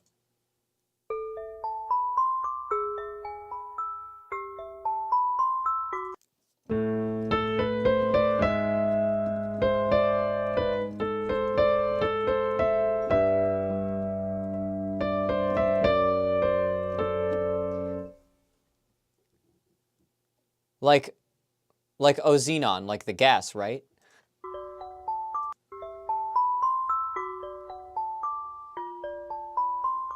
Okay.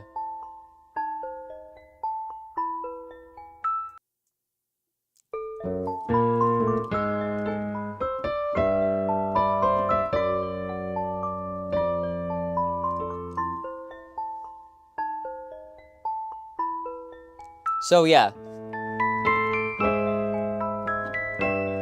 Chord-wise, we're just stepping down chromatically. Then...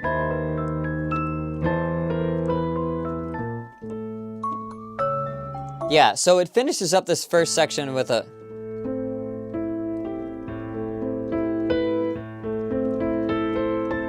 It runs up the chord, basically, at the end of that section. And the melody for... okay, the melody for most of that section is...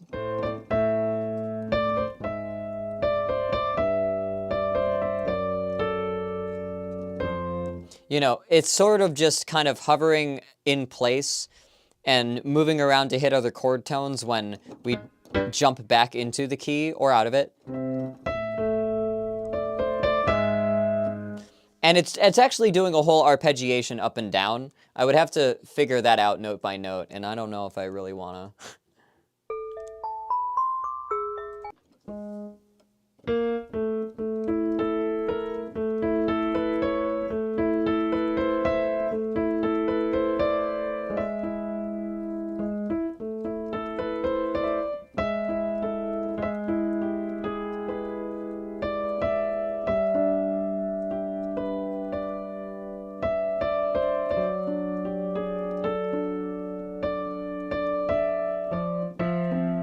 Yeah.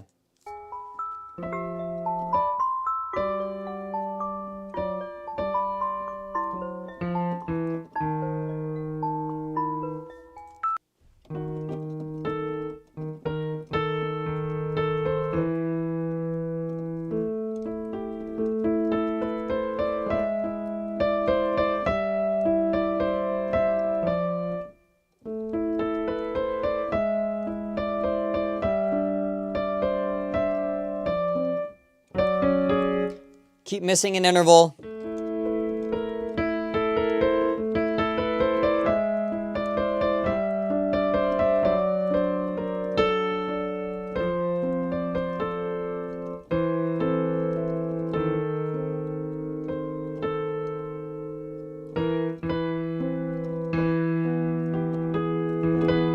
Yeah. So pretty simple what's happening in this first section. I'm not going to get the melody exactly, but it's doing a lot of the same phrase and moving it down and then like kind of arpeggiating up and then moving the melody phrase down a little further, just to sort of follow the downward chromatic motion of the chords and stuff.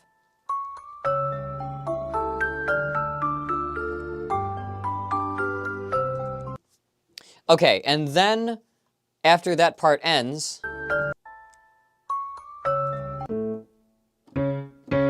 we go up to C sharp, I think minor.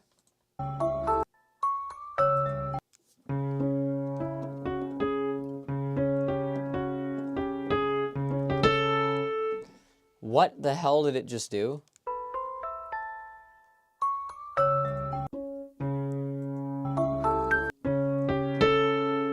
I can hear this weird, like...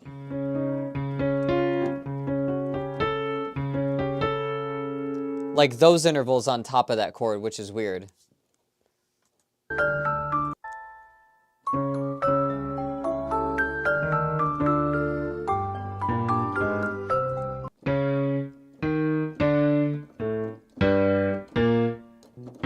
Okay, yeah.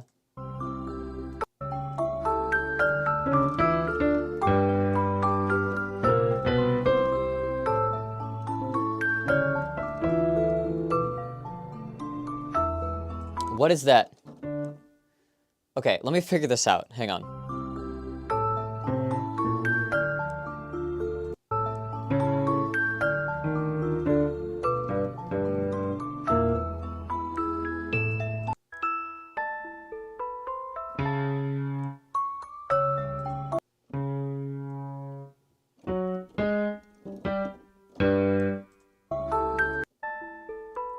What the hell is the root there?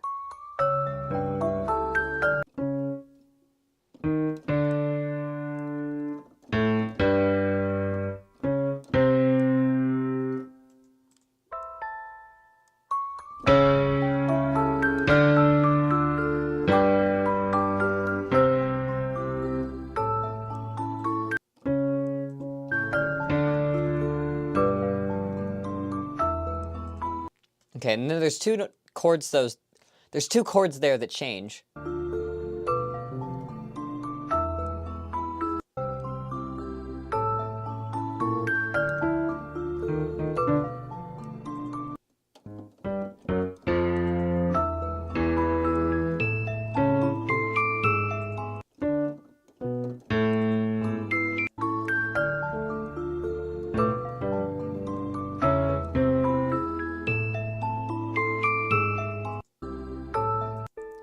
Okay, so this is...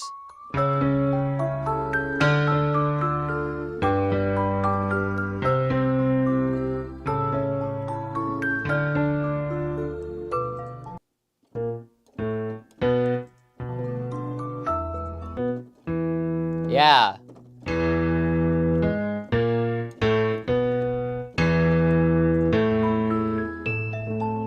Okay, I see. I get it. Okay, so for some reason we're in C sharp now.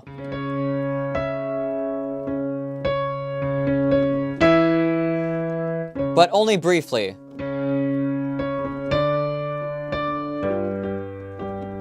And I don't even think that's the root. There's something that's telling me that's not even the root, but it's confusing.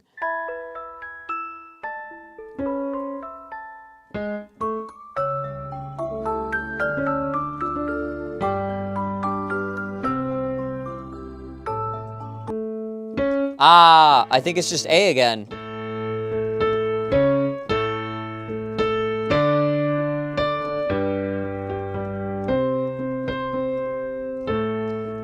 So we actually...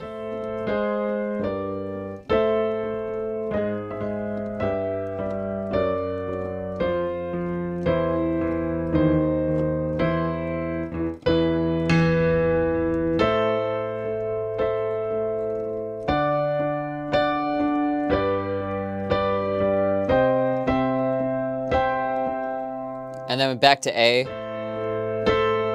So we go from that last chromatic thing to starting with 1 with some, you know, starting with 1 in major, it sounds like. So we change from what we were doing before. Where's the G? Okay. So we change from that A minor we were doing before. This section shifts us into A major. And then we jump up to the 4. And then we jump down to the 7. And then up to, I believe, the 3. The minor 3, though.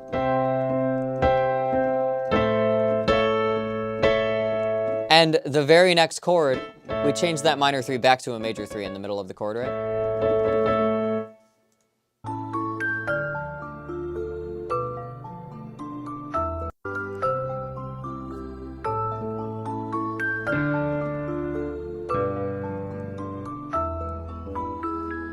And then at the very end, I think it does that, right?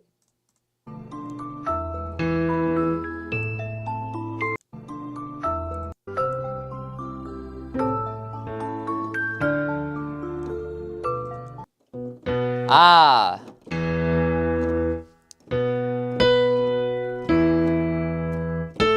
So yeah, we start in A major, do the 4, and then 7, 3, and then 1, 4, and then a 2, and then a 5, and then a 1 back in minor. So we end that phrase on a 2-5-1.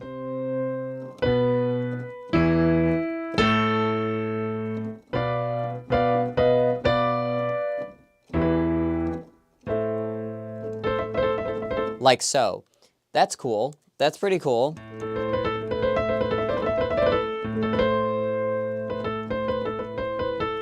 So I actually didn't expect that when it modulated, it actually wasn't modulating as much as just changing the key to A, rather than, like, I guess that's modal modulation, right? And that's a very classical kind of...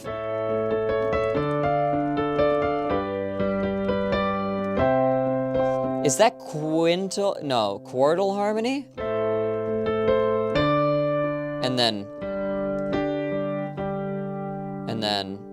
Oh, that is! Those roots, when it moves to the B section, those roots are actually a quartal chord. That is what you call when you stack perfect fourths. Just going down the circle of fourths or whatever. And it accomplishes this not by constantly moving upward, but by doing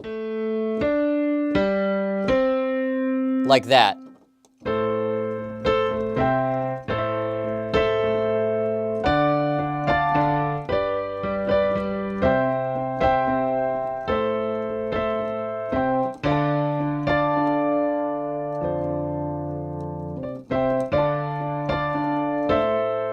Wait.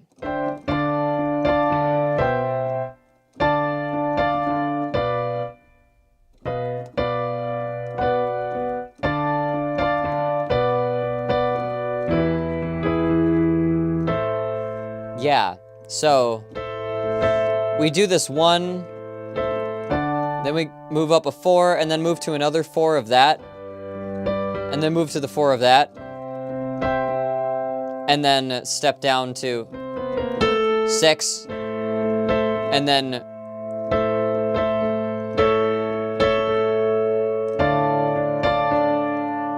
do that again.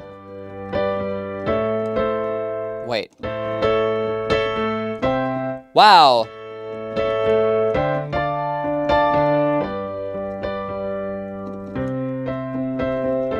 And we go through again. It changes this interval to 1.5 step down. And then uses that as a 2 of the A we started with. And then brings us down to 5, which is the 5 of that, and then 1. So that technically is another quartal step upward. That's fascinating to me. So we go...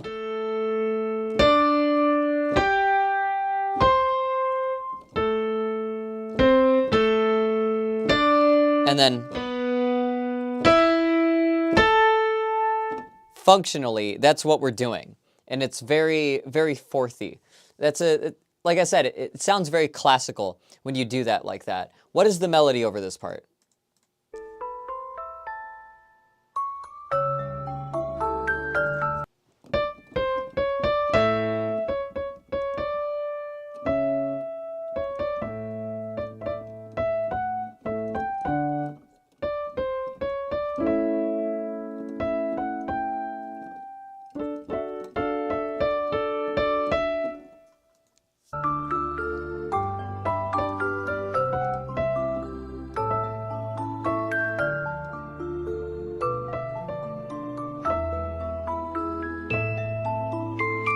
Okay, then it goes back to that.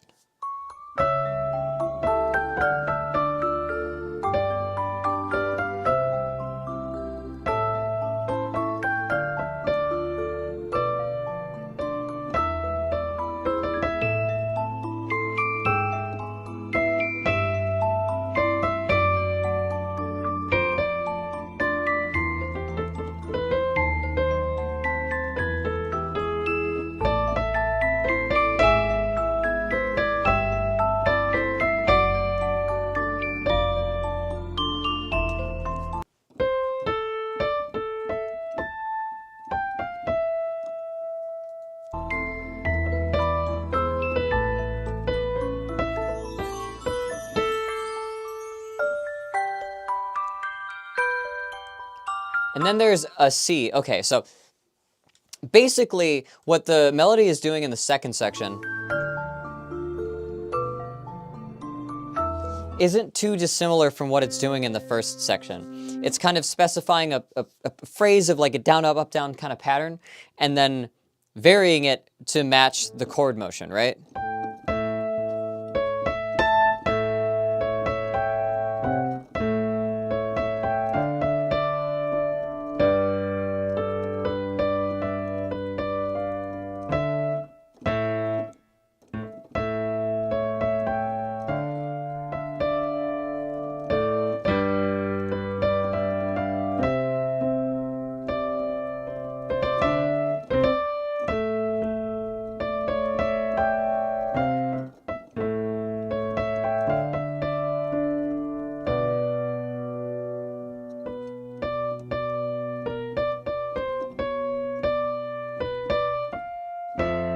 Wow.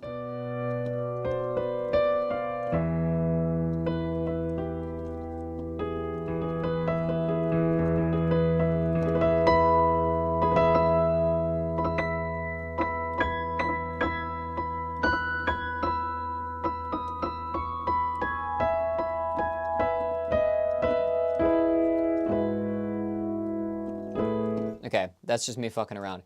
What is the actual C? What's the C part?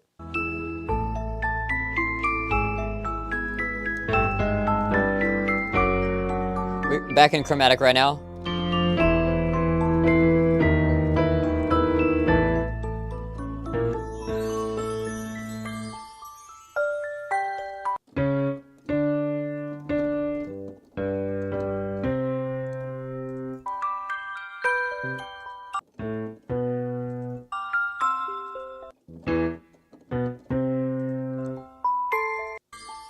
So we have.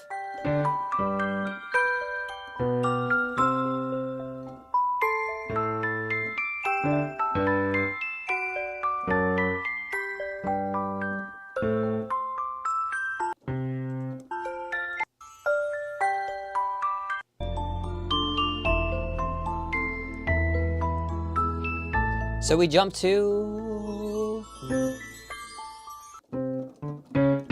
Okay, we jumped to 4 here. So now we're centering around 4.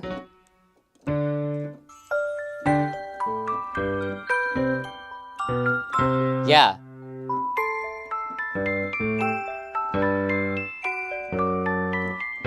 Yeah.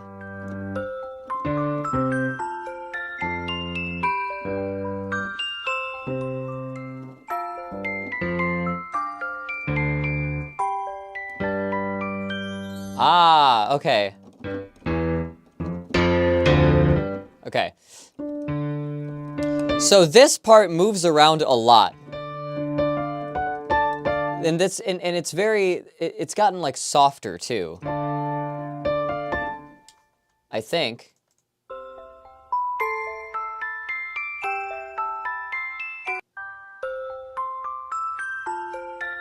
It's about the same as the last part.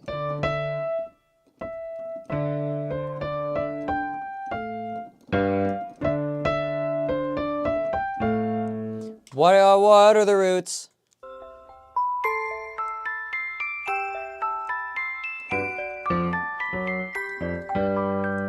It's before this.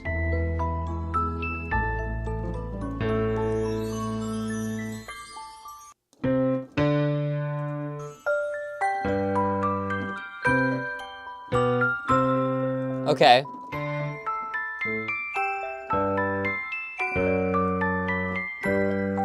Okay, so we start in 4.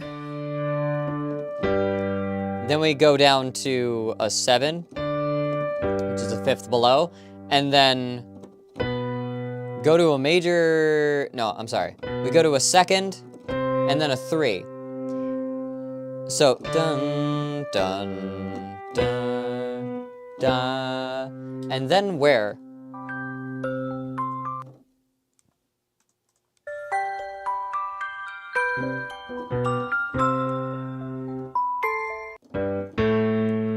And then we go back to A, which is our minor. And then a major 6.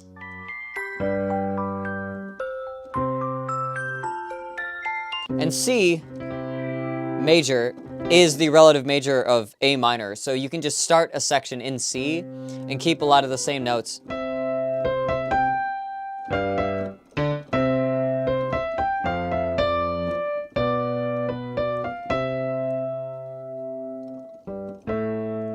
You know, something like that.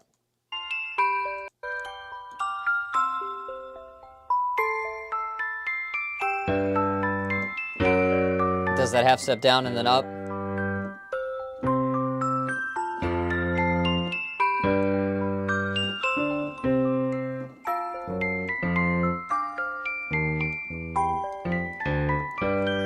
Yeah, and then it does a very, so this is a very kind of wandering, meandering, not really resolute chord progression until the very end. It does a couple interesting things here.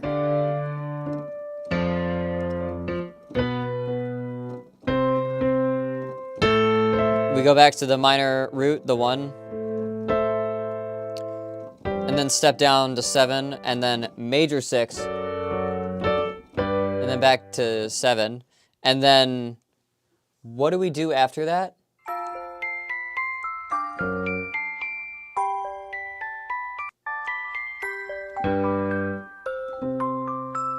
We run through the cycle again. And then, but we change it so it starts on the C.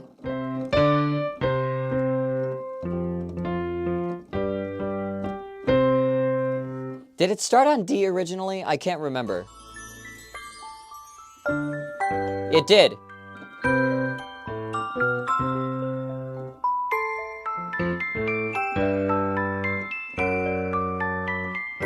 And then A? No, C. Then C. Yeah, so we go to a 4 of the C or a 6 of the A. And then we hit a 4 of the A. And then go back up to the 7 of A. And that could resolve back into this or into that, right?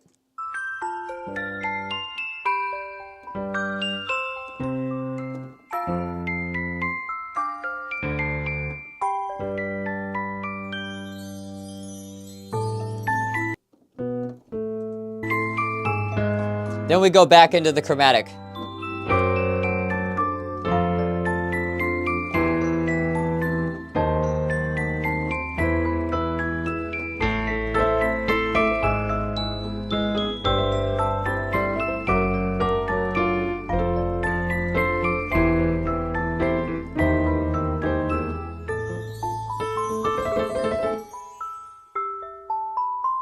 Yeah, and then the ending here just does the single no accompaniment music box part. So this is definitely meant to sound creepy and sad. Definitely invokes like a, you know, childhood kind of sounding, like memories from your youth, sad memories from your youth, or like being alone as a child or something like that. It has a very innocent music box toy-like quality to it, while the composition is very stereotypically like princessy, like classical kind of, the kind of thing you would expect on like a ballerina dancing like music box sort of thing, you know? Sad nostalgic lullaby, definitely. That's definitely the vibe that I get from this. All of the chord motion is serving that well. Chromatic motion like that just sounds...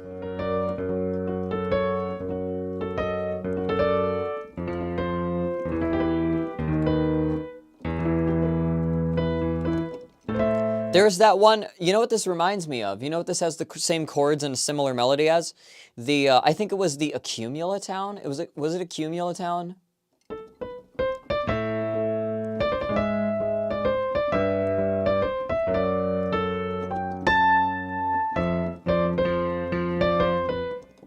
Huh.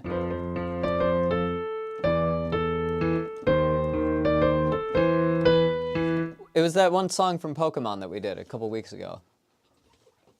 Sutopolis. Sutopolis, okay, yeah. This has the same chords and a very similar melody to Sutopolis.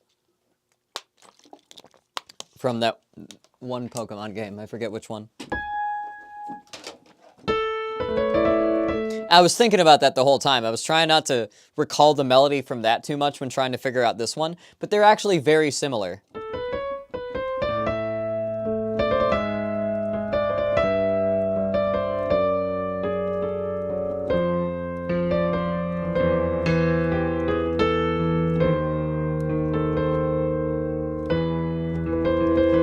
So that is a very sad kind of contemplative thing. The chords are literally falling. And when it moves into doing other things,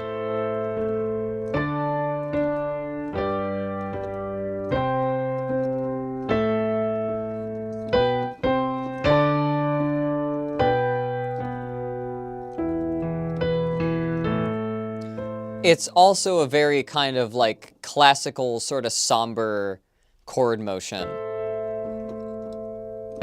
It's quartal. When you move around chords in a quartal fashion,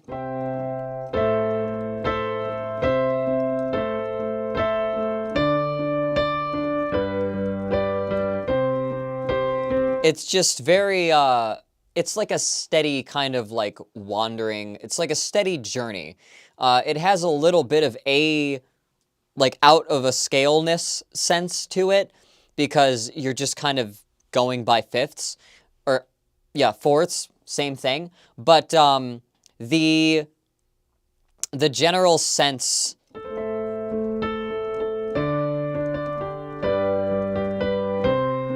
is this sort of like downward progression, like this kind of wavering falling, like flowing, you know?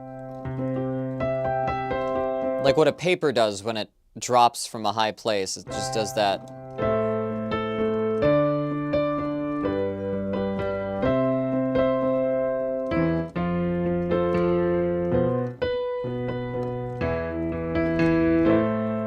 Yeah.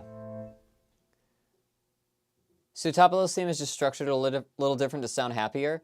It doesn't even, it's not even, well, it's not about the structure, it's about there's like a groove to the tempo. It's just like this one is structured in basically separate pieces, right? Sutopoulos is a bit more coherent with how it moves around. I think it also modulates, but it's mostly that it's in that Pokemon swing syncopation. There's a lot of Pokemon music that just has this happy, like, skippy swing to it. This is very, like, dead, dry, stable, like, kind of, everything is very even, because it's supposed to sound like a music box, right? But yeah, there's just a lot of wandering, and every time we go to another section, it wanders even more, right?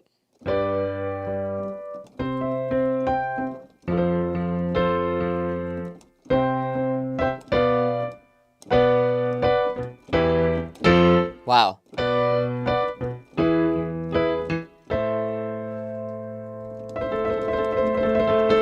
Yeah. But I dig this. This is very simple, but it does a couple cool little compositional things.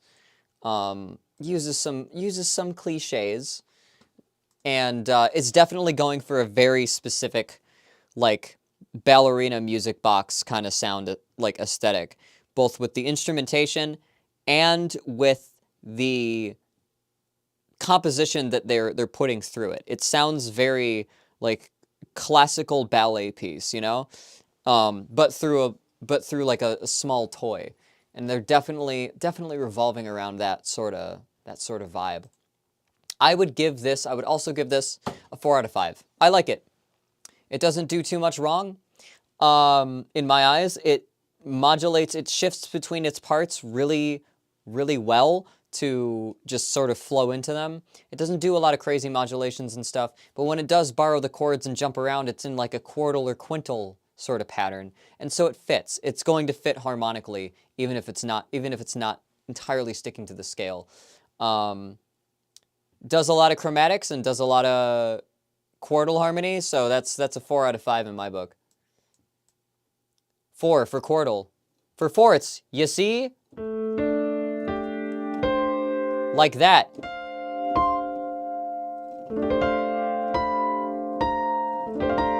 Yeah. But that was the Ebe main theme suggested by Queen Snarf in the chat. Thank you. 4 out of 4 for that. Waxing Gibbous. Thank you so much for that suggestion. I'm going to do another short break, and then I'm going to be back, and let's see. There's 3 more I got to do. It is 4:20, so I might not get through them all, because I want to be able to leave before 5, because I need to start dinner. We're not ordering food. We ordered food yesterday because my dinner plans got fucked up. But I'm going to see what I can get through. I'm going to be right back. No time to waste. Have some music.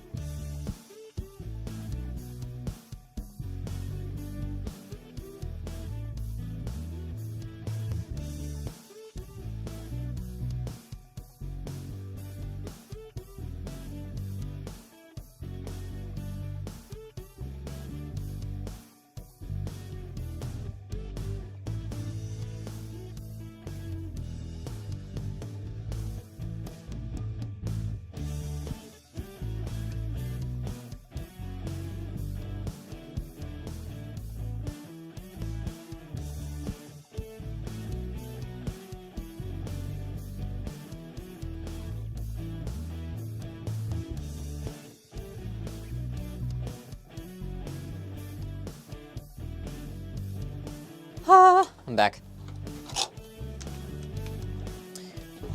Let's check out the gramophone videos.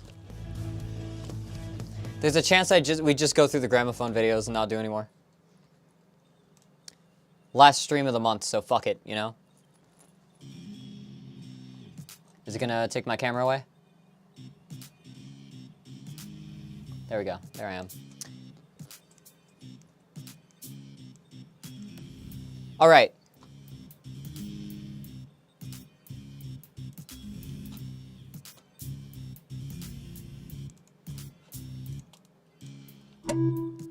Hang on.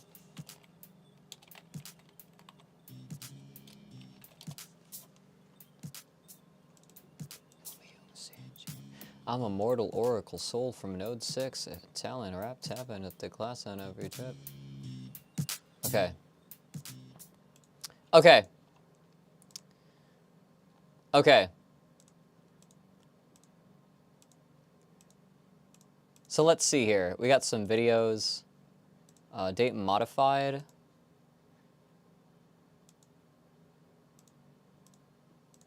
So I have this habit, right, where every time that it's going to take the, let me do that. Just do that instead. Okay, so I have this habit where whenever I walk into the theater, I usually just I just start my camera rolling because there's always some crazy stuff going on, right? Right? So this is what I came into. Let me send one more picture, which isn't going to take nearly as long. So they were hauling these big things in. Let me pull them up.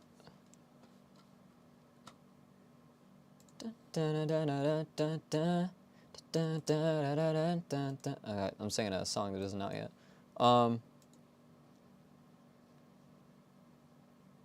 Downloads, yeah. Yeah, we're just gonna look at the gramophones and stuff. So I'm starting to feel some tiredness and hunger set in. I don't know how musical my brain can get. But I do want to show these off. And I'll be back in May, starting off the month with more of these. I just got to finish some other things up. But we're gonna check these out, right? So these were brought into the theater. They're not ours. Some of them are being sold. They just need places to put them, I guess. In the interim, they couldn't have been where they were before, so now they're here for now. And that tends to be the the story of half the stuff that ends up in the theater. So there's several of these. There's like another one behind this. There's 1, 2, 3 Edisons, I believe, and then this one's a Victrola from the company Victor, and then this one's a Motorola from Motorola. So these are all old and like hand crank. This one I actually believe is electronic. But anyway, I walked in and there's all this stuff going on. There's stuff to learn about these. So not only records, there's these recording devices. One's actually like in the room right next to here, where there's a horn, and then it goes to a stylus, and we actually have blank cylinders that we could record like the earliest kind of vinyl recording on if we wanted to. And I think that would be cool to try sometime. It has a metal needle. Where's the speakers here? Oh, this is a record collection here for records here. Yes. There's no records in this. We took them out. We took them all out except for one. The Well, I one. think the needles are in yours. Well, the Edisons have a diamond needle, this diamond, Oh. and the Victrolas are the metal one. So you can. Is there a you can needle feel on this it. one? Yeah, you can feel it. Let's put one on there. So Ooh, I wouldn't. Yeah. let's skip ahead here. Yeah, so you crank it. You crank the thing like a spring, right? Like an old-fashioned alarm clock. You can see the hand cranks on the other one. How old are these? I know that one of them, which Ellen was giving me, was 1915. Quiet little evenings. So. Huh. So let's skip ahead. Here. Maybe that does. It's. No. Okay. That That locks it. Figuring out the controls. Lift it up. Oh, you lift it up? No. Oh, I see. See, it's got it. There. It's counterintuitive the way it works. Okay, it needs to go in a little more. It didn't hit the first groove. There you go. So nothing electronic is happening here. This is all running off of a spring, right?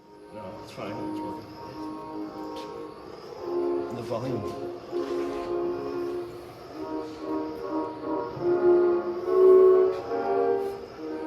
It's insane.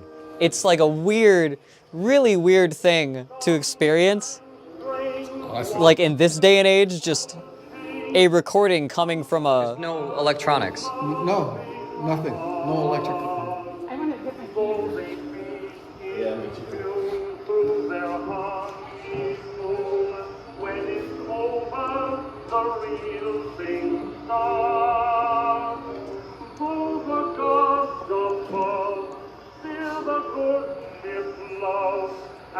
It's so very like 10s and 20s sounding, like the composition. I bet you this song is public domain now. Right. And you might just as well live alone.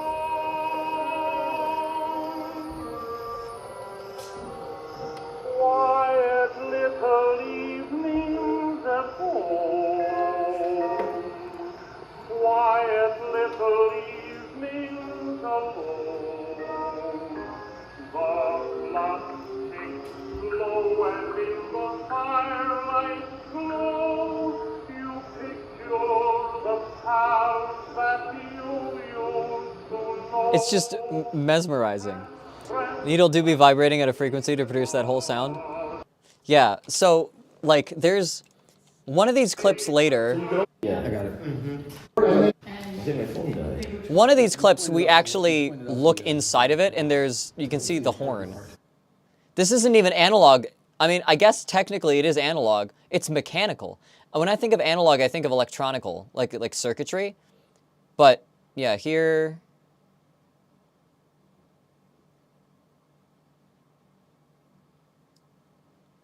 Yeah, there we go. There you go. Oh yeah. See? So it's like an old-fashioned gramophone with the horn above it. It's just upside down. Like a handbrake. Oh wow. Yeah. It's not what I thought it was. Yeah, that's just like a horn mute. Yeah. It didn't work that well. It's very old. It might have shrunk or something. And the chain, the bike, you know, thing, the bike brake mechanism wasn't really like working. And we discovered something else. If you move the horn, you move the needle because they're one piece. It's literally just an instrument. It's literally just a horn that's being played by the grooves. So that isn't like a separate thing and something's being transferred to it and like there's a speaker that's emitting.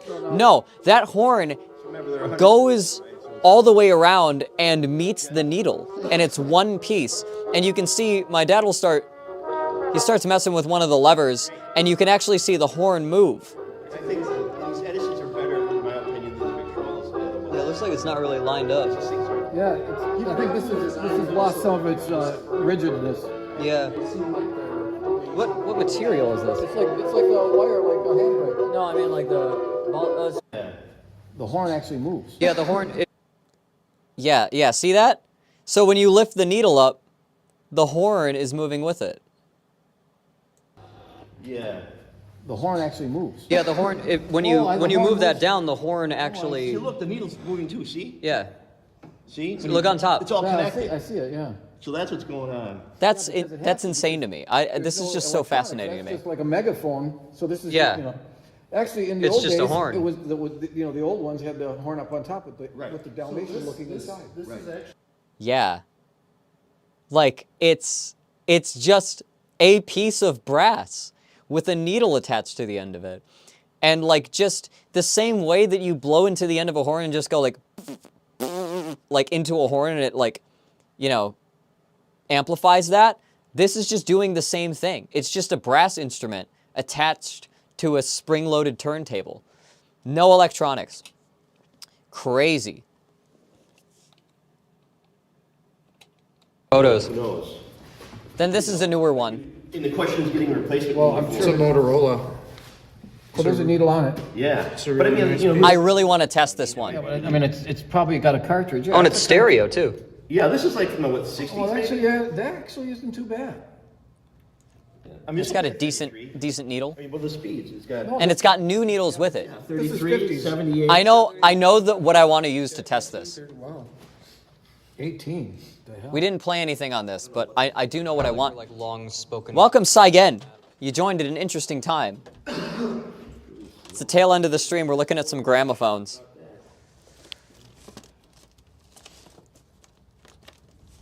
Ugh. And what is this? Radio. Oh, okay. AM, FM radio. And I bet you it's got some weird I want to play this on it. crazy speaker. Yeah. Oh, look at this. It's got It's my double album. Oh, look at it. There you go. Had me on video game music? Hell yeah. We may do one more. Yeah, there was in one of the other ones. There was like a whole thing of needles. It was just like a Yeah, the Victrola. yeah. Right? 'Cause All right. Like you said. Yeah, if you want to suggest video game music for the next couple streams too, click that link, the VGM link there, and you can Yeah, we still gotta go. go straight to the Discord chat where you suggest things. I pull all my links from there. All right. But yeah, there's that gramophone, or the set of gramophones. That it fascinates me. It's, you know, I got really into old like analog gear last year and started buying a bunch of emulations from that and looking if I could get like rack mount stuff for my own production thing. And like that, just I don't know, just the mechanics of that, like, are also fascinating me. I want to look through the record collection. I want to see if I can find Victor record, which would only play on the Victrola, I believe. Victor record 16324. I believe that's it. And if I can find that, I'll wheel one of them in here and play it and crank the thing. Is that the rare one? Yeah, it's like Minecraft, where you find records that drop from enemies and shit. That's a rare one. It actually is rare. A lot of them were bought out. There's other songs by the same artist that are around, but that one's got a meme factor to it, and I want to find it because I have the equipment to play it now, so fuck it. How old is Pepper Steak? Do you think it'd be easy to find Pepper Steak? God.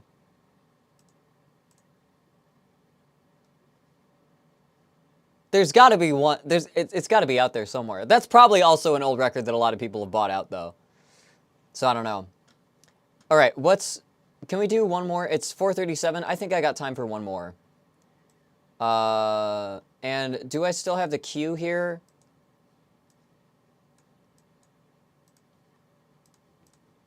I could just do this new suggestion that this new viewer submitted. I like to give newcomers a fast pass. Oh, it's another Resident Evil 4 song. I would be down for that. Otherwise, we have Hearts of Iron, which I think is an RTS game? I don't know.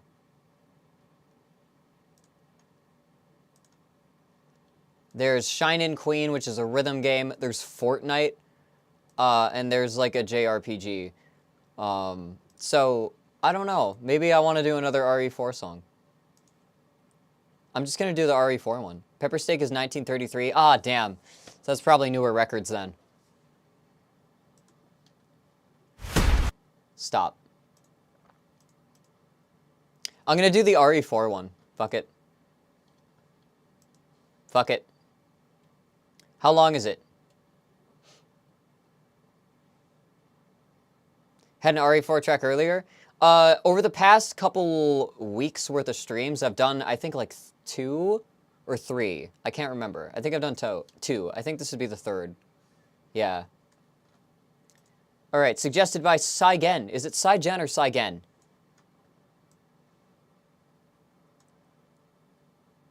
Yeah. Krauser fight. Gen is in again. Okay, Saigen. All right, suggested by Saigen in the chat. This is Witness the Power from the Resident Evil 4 Remake official soundtrack. It's the Krauser boss theme. So we're going to check this whole thing out.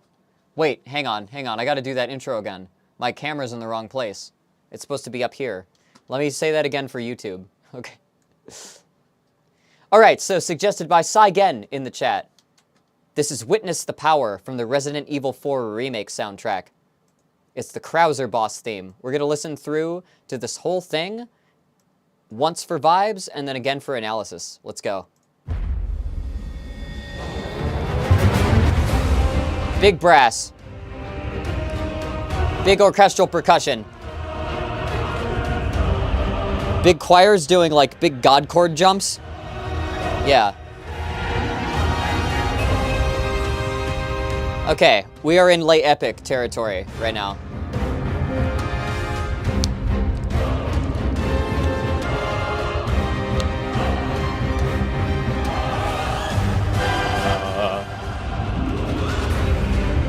Okay. Back to 1, yep. And then, yep, okay. Okay, the percussion's picking up. Everything is getting more intense and threatening.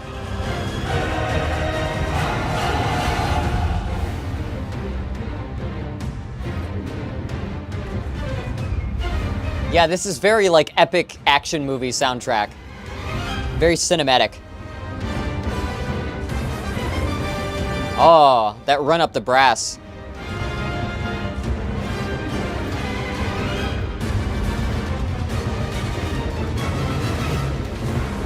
That escalating, I think that was chromatic. Very foreboding sound. Now we get these big, drawn out chords that are more harmonic. Ascending. Yep. And 1. No. Everything cuts out. There was one on the bass though.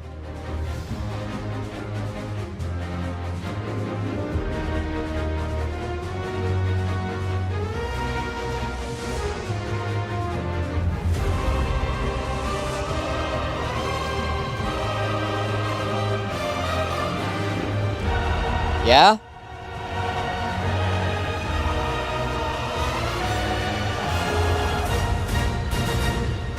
Okay, we get them big stabs. You need those big threatening stabs in boss battle music. Have we done a chordal run-up yet? I don't think I've heard that.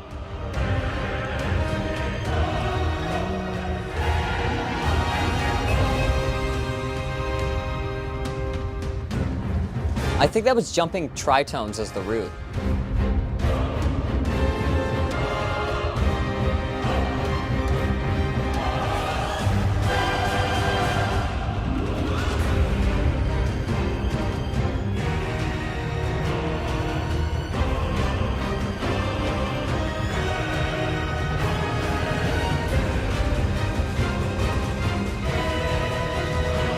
Yeah, it sounds like they're spreading out the 2 high violins so that they're left and right and keeping all the rest of the strings closer to the center. Got a little harp glissando. Very Star Wars right here. Da, da, da, da, da, da. Very fast stabs there.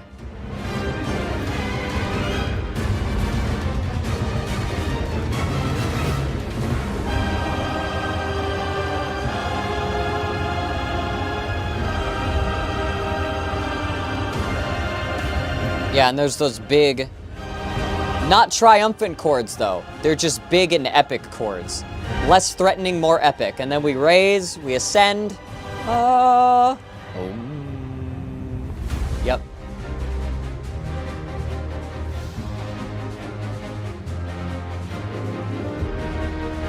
Yeah, then we modulate that chord progression up, raise tension. And then we go back down.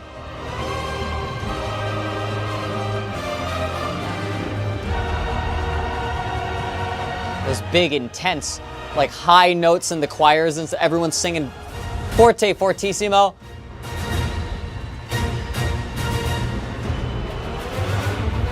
Okay. So we do stabs and then that another one of those brass run-ups.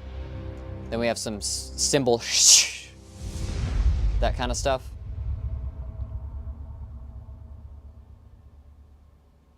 Okay. Okay. This is big epic, okay? This is great. Okay. So there's a lot going on here. I'm going to see how much I can get through in the next 15 minutes, but we're going to try. Let's go. So what key are we in to start with? C minor, I assume.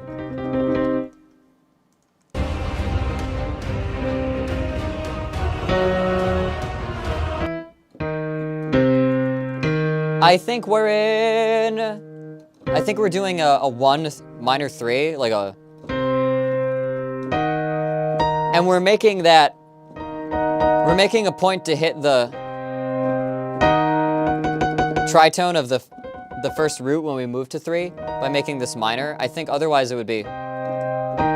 Yeah, because if this is minor, then this would have to be major, but we don't do that. We keep it minor so that we can have that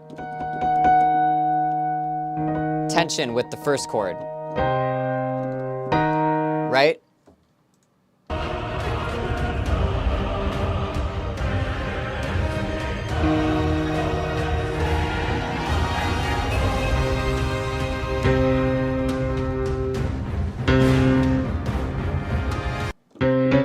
I can hear like low strings and like bass doing that, you know, Jaws motion.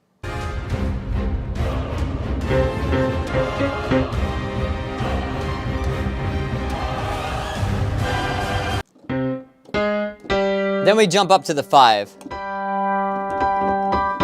Everything just hits like a real open 5. And I think we just, do we go up? Do we go back to 1? What happens? Yeah, so and everything builds up to the 5, drops out, and then back to the bass on C.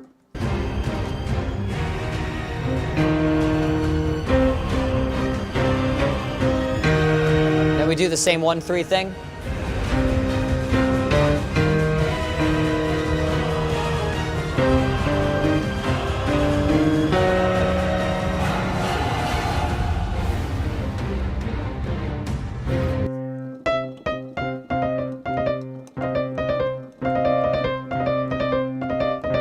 String runs there on just running down from 4 to 2 and then 2 to 1 or 3 to 1.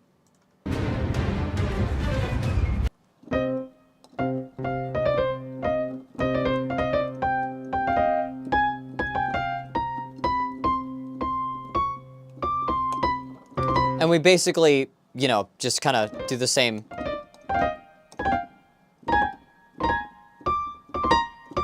You know, going upward.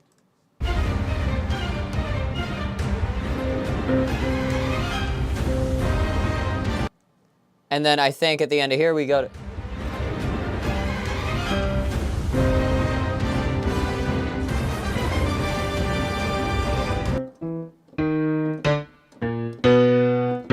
So I think mostly for some of these parts, like we're mostly...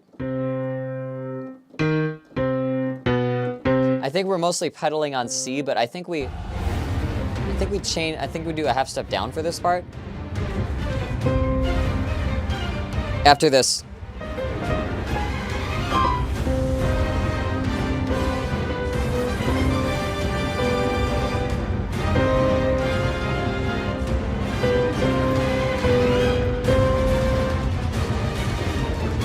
Okay, and then, yeah, after we get this other C bass section right here.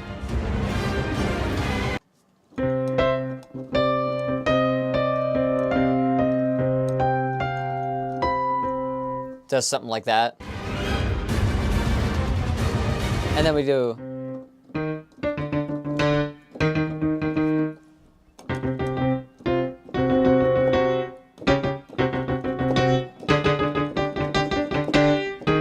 And we start doing stabs. Unlike some...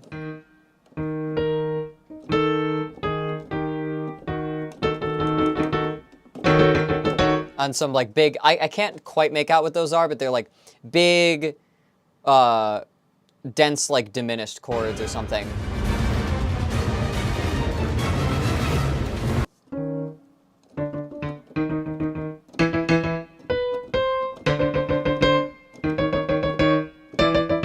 It's like something like that, right?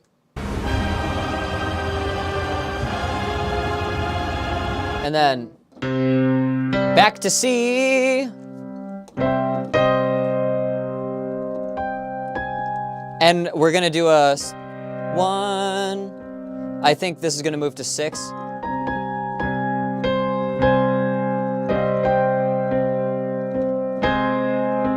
I think we do that where we move the 5 up to 6 and then technically make it a 6 chord.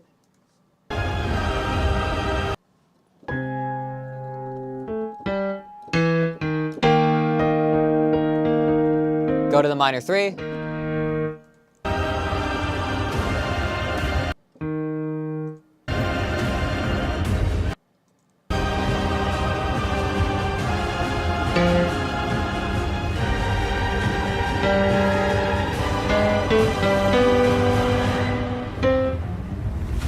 Okay, yeah, this is doing all the big, creepy, threatening kind of, like, big, epic, you know, threatening, imposing danger kind of, like, tricks here.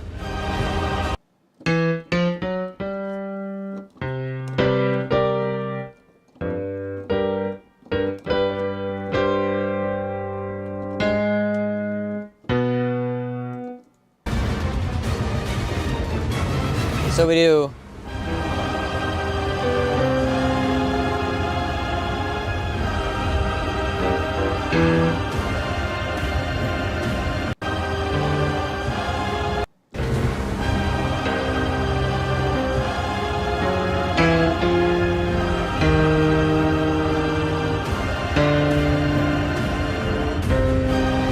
So I think we're doing like a 1 to 4. Yeah, and then we go up to, so we are using, we go up to the major 7 there. We are using what it sounds like is the minor harmonic scale. Yes, the harmonic minor scale, yeah. Or no. It's got that raised 2nd, right? Actually raised 7th, but the interval is a wide 2nd because it's actually a minor 3rd, but we treat it like a 2nd in the scale.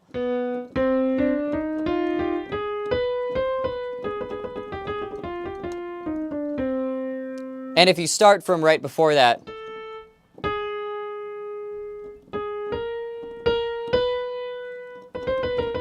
like if you start from right before that half step, then you get the double harmonic major scale, which is the Byzantine scale, which is also a very, very creepy one if you know how to use it right. These two are they're related modes of each other, kind of like how normal major and minor are. They just got that one little funky, that kind of thing going on, right? So we step up from to 4. Or no, we go.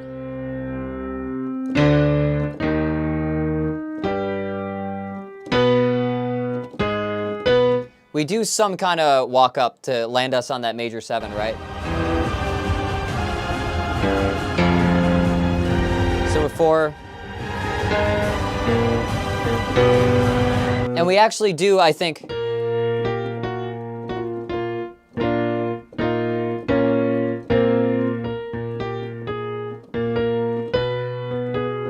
we're doing...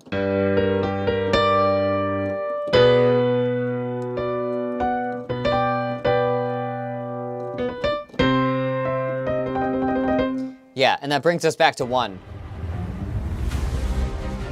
And I hear this.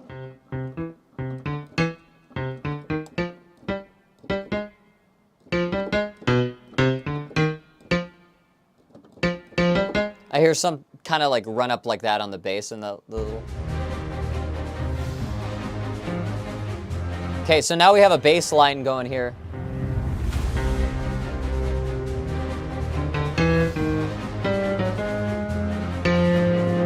So we have...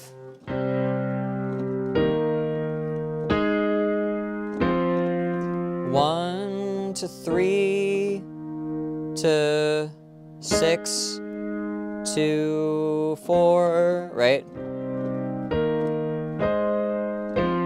Kind of poppy, right? But you gotta have some breaks, some simple stuff going on there. So then we modulate, I believe.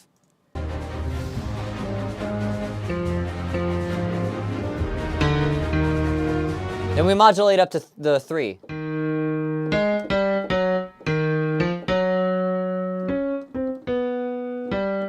I think we're gonna do the same kind of pattern.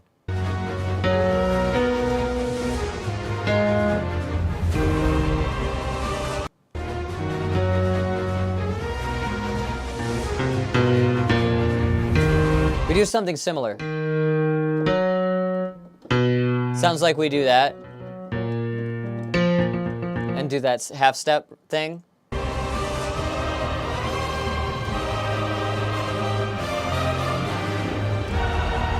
Okay, and then does it just do it again?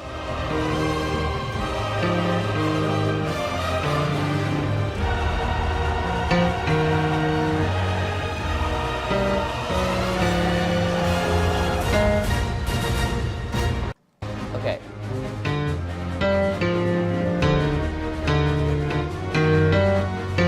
Wow. Take me back.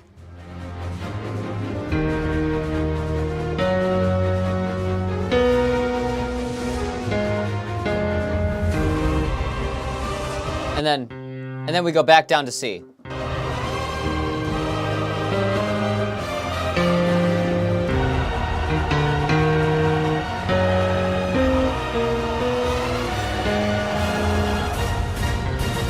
And then stabs on the minor 7 of the chord we started with.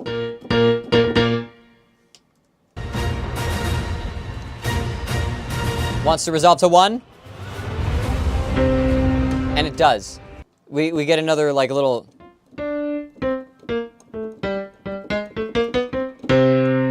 run up on the brass there. And it brings us back into 1.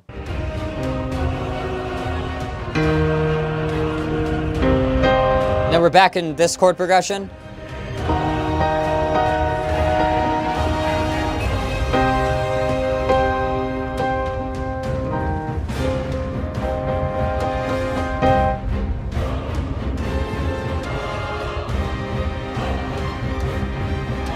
I love that.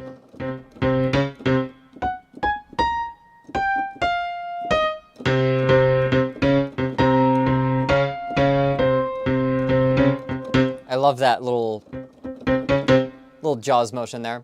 Yeah, that's the point where it loops. So that's the whole thing. I think that's all I need to say about it. It's also 3 minutes until I got to cut stream, so that's a good stopping point. But thank you, Saigen, for suggesting this one. This has some. It's mostly just like the epic cinematic fight theme. Like this is like to the boss battle. Like this is a boss theme. This is absolutely like 100% in the pocket of being a boss theme. I am not aware enough of the Resident Evil 4 soundtrack to know if there's any motifs or anything that I'm missing. But I think that this. It hits a lot of marks. It does a couple cliches. It doesn't do all of the cliches that like JRPG boss battle music does. And it in general is trying to create like a big foreboding epic kind of thing, you know, like sense. And I think it does that really well. It does that really masterfully. There is one motif you're missing. May I share it? Which part of the song is it at?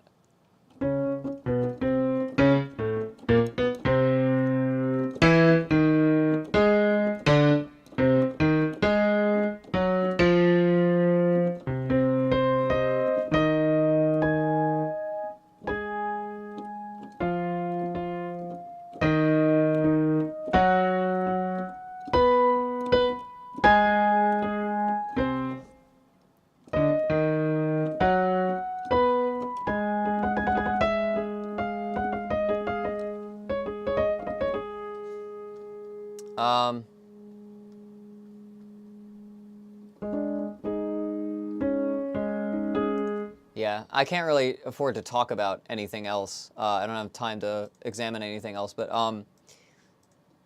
I dig this. As a boss theme, it's pretty big and epic. Apart from 119 is also related. Let me just check that out real quick.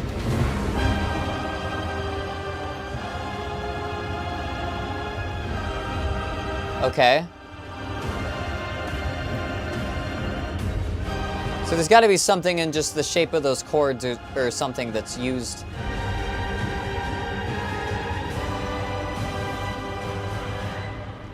Okay. Interesting. Yeah, I wouldn't have picked that out as a motif. It just sort of sounded like some, more like the notes. I mean, I wouldn't have picked that out as a motif because it just sounded like big chord swells, you know? And I was going to say, that would be my one kind of, not caveat, not complaint, my one critique of this is it doesn't sound like there's a whole lot of a melody. It sounds like everything's just bashing on the chords. Like every instrument is just bashing every chord change. And there are some like long drawn out stuff, but it sounds like it's just over chord tones. It sounds like it's just filling out chord tones. It doesn't sound like a melody. And there's a lot of like background, like counter melodies and flutter and stuff like that. But it is definitely just all in service of those big chord changes. And there isn't like a, there isn't like a main through line memorable melody to it. If I'm thinking about it, I'm going to be thinking of those crazy chord changes, and they're not unique from many other big cinematic, like sci-fi or fantasy kind of like fight scenes and stuff. But yeah, the melody is the staccato notes in the beginning. Yeah, but that's what I'm saying.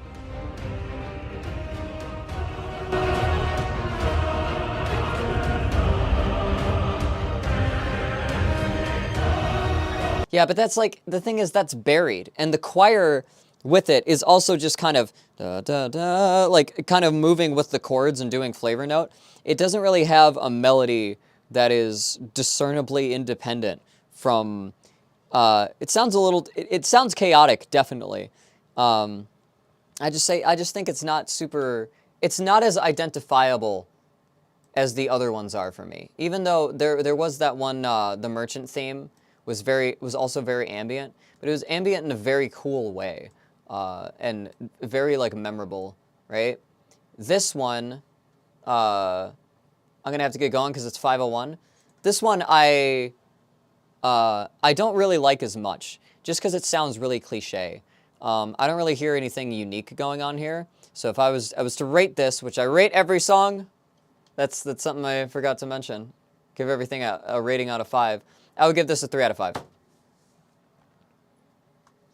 It's okay. It's a big cinematic fight song. It doesn't really sound Resident Evil. It doesn't sound like it belongs. It sounds like it belongs in like a big epic music stock music pack, you know?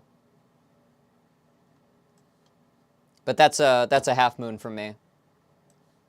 It does some cool things. It does some modulations and stuff. I just wish it was more creative. That's my only complaint. Okay. Who's streaming? Who do we raid? Let's see. Let me check the chat. Live notice. Who's the most recent person who went live? Squid Punk. It's an 18+ stream.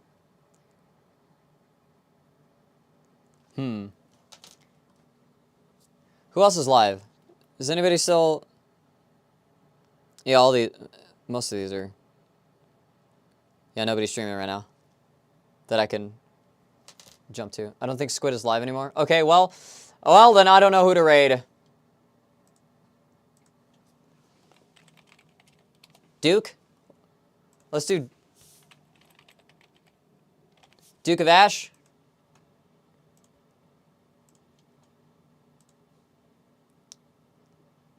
Okay, we're gonna raid a Minecraft streamer. Don't cringe.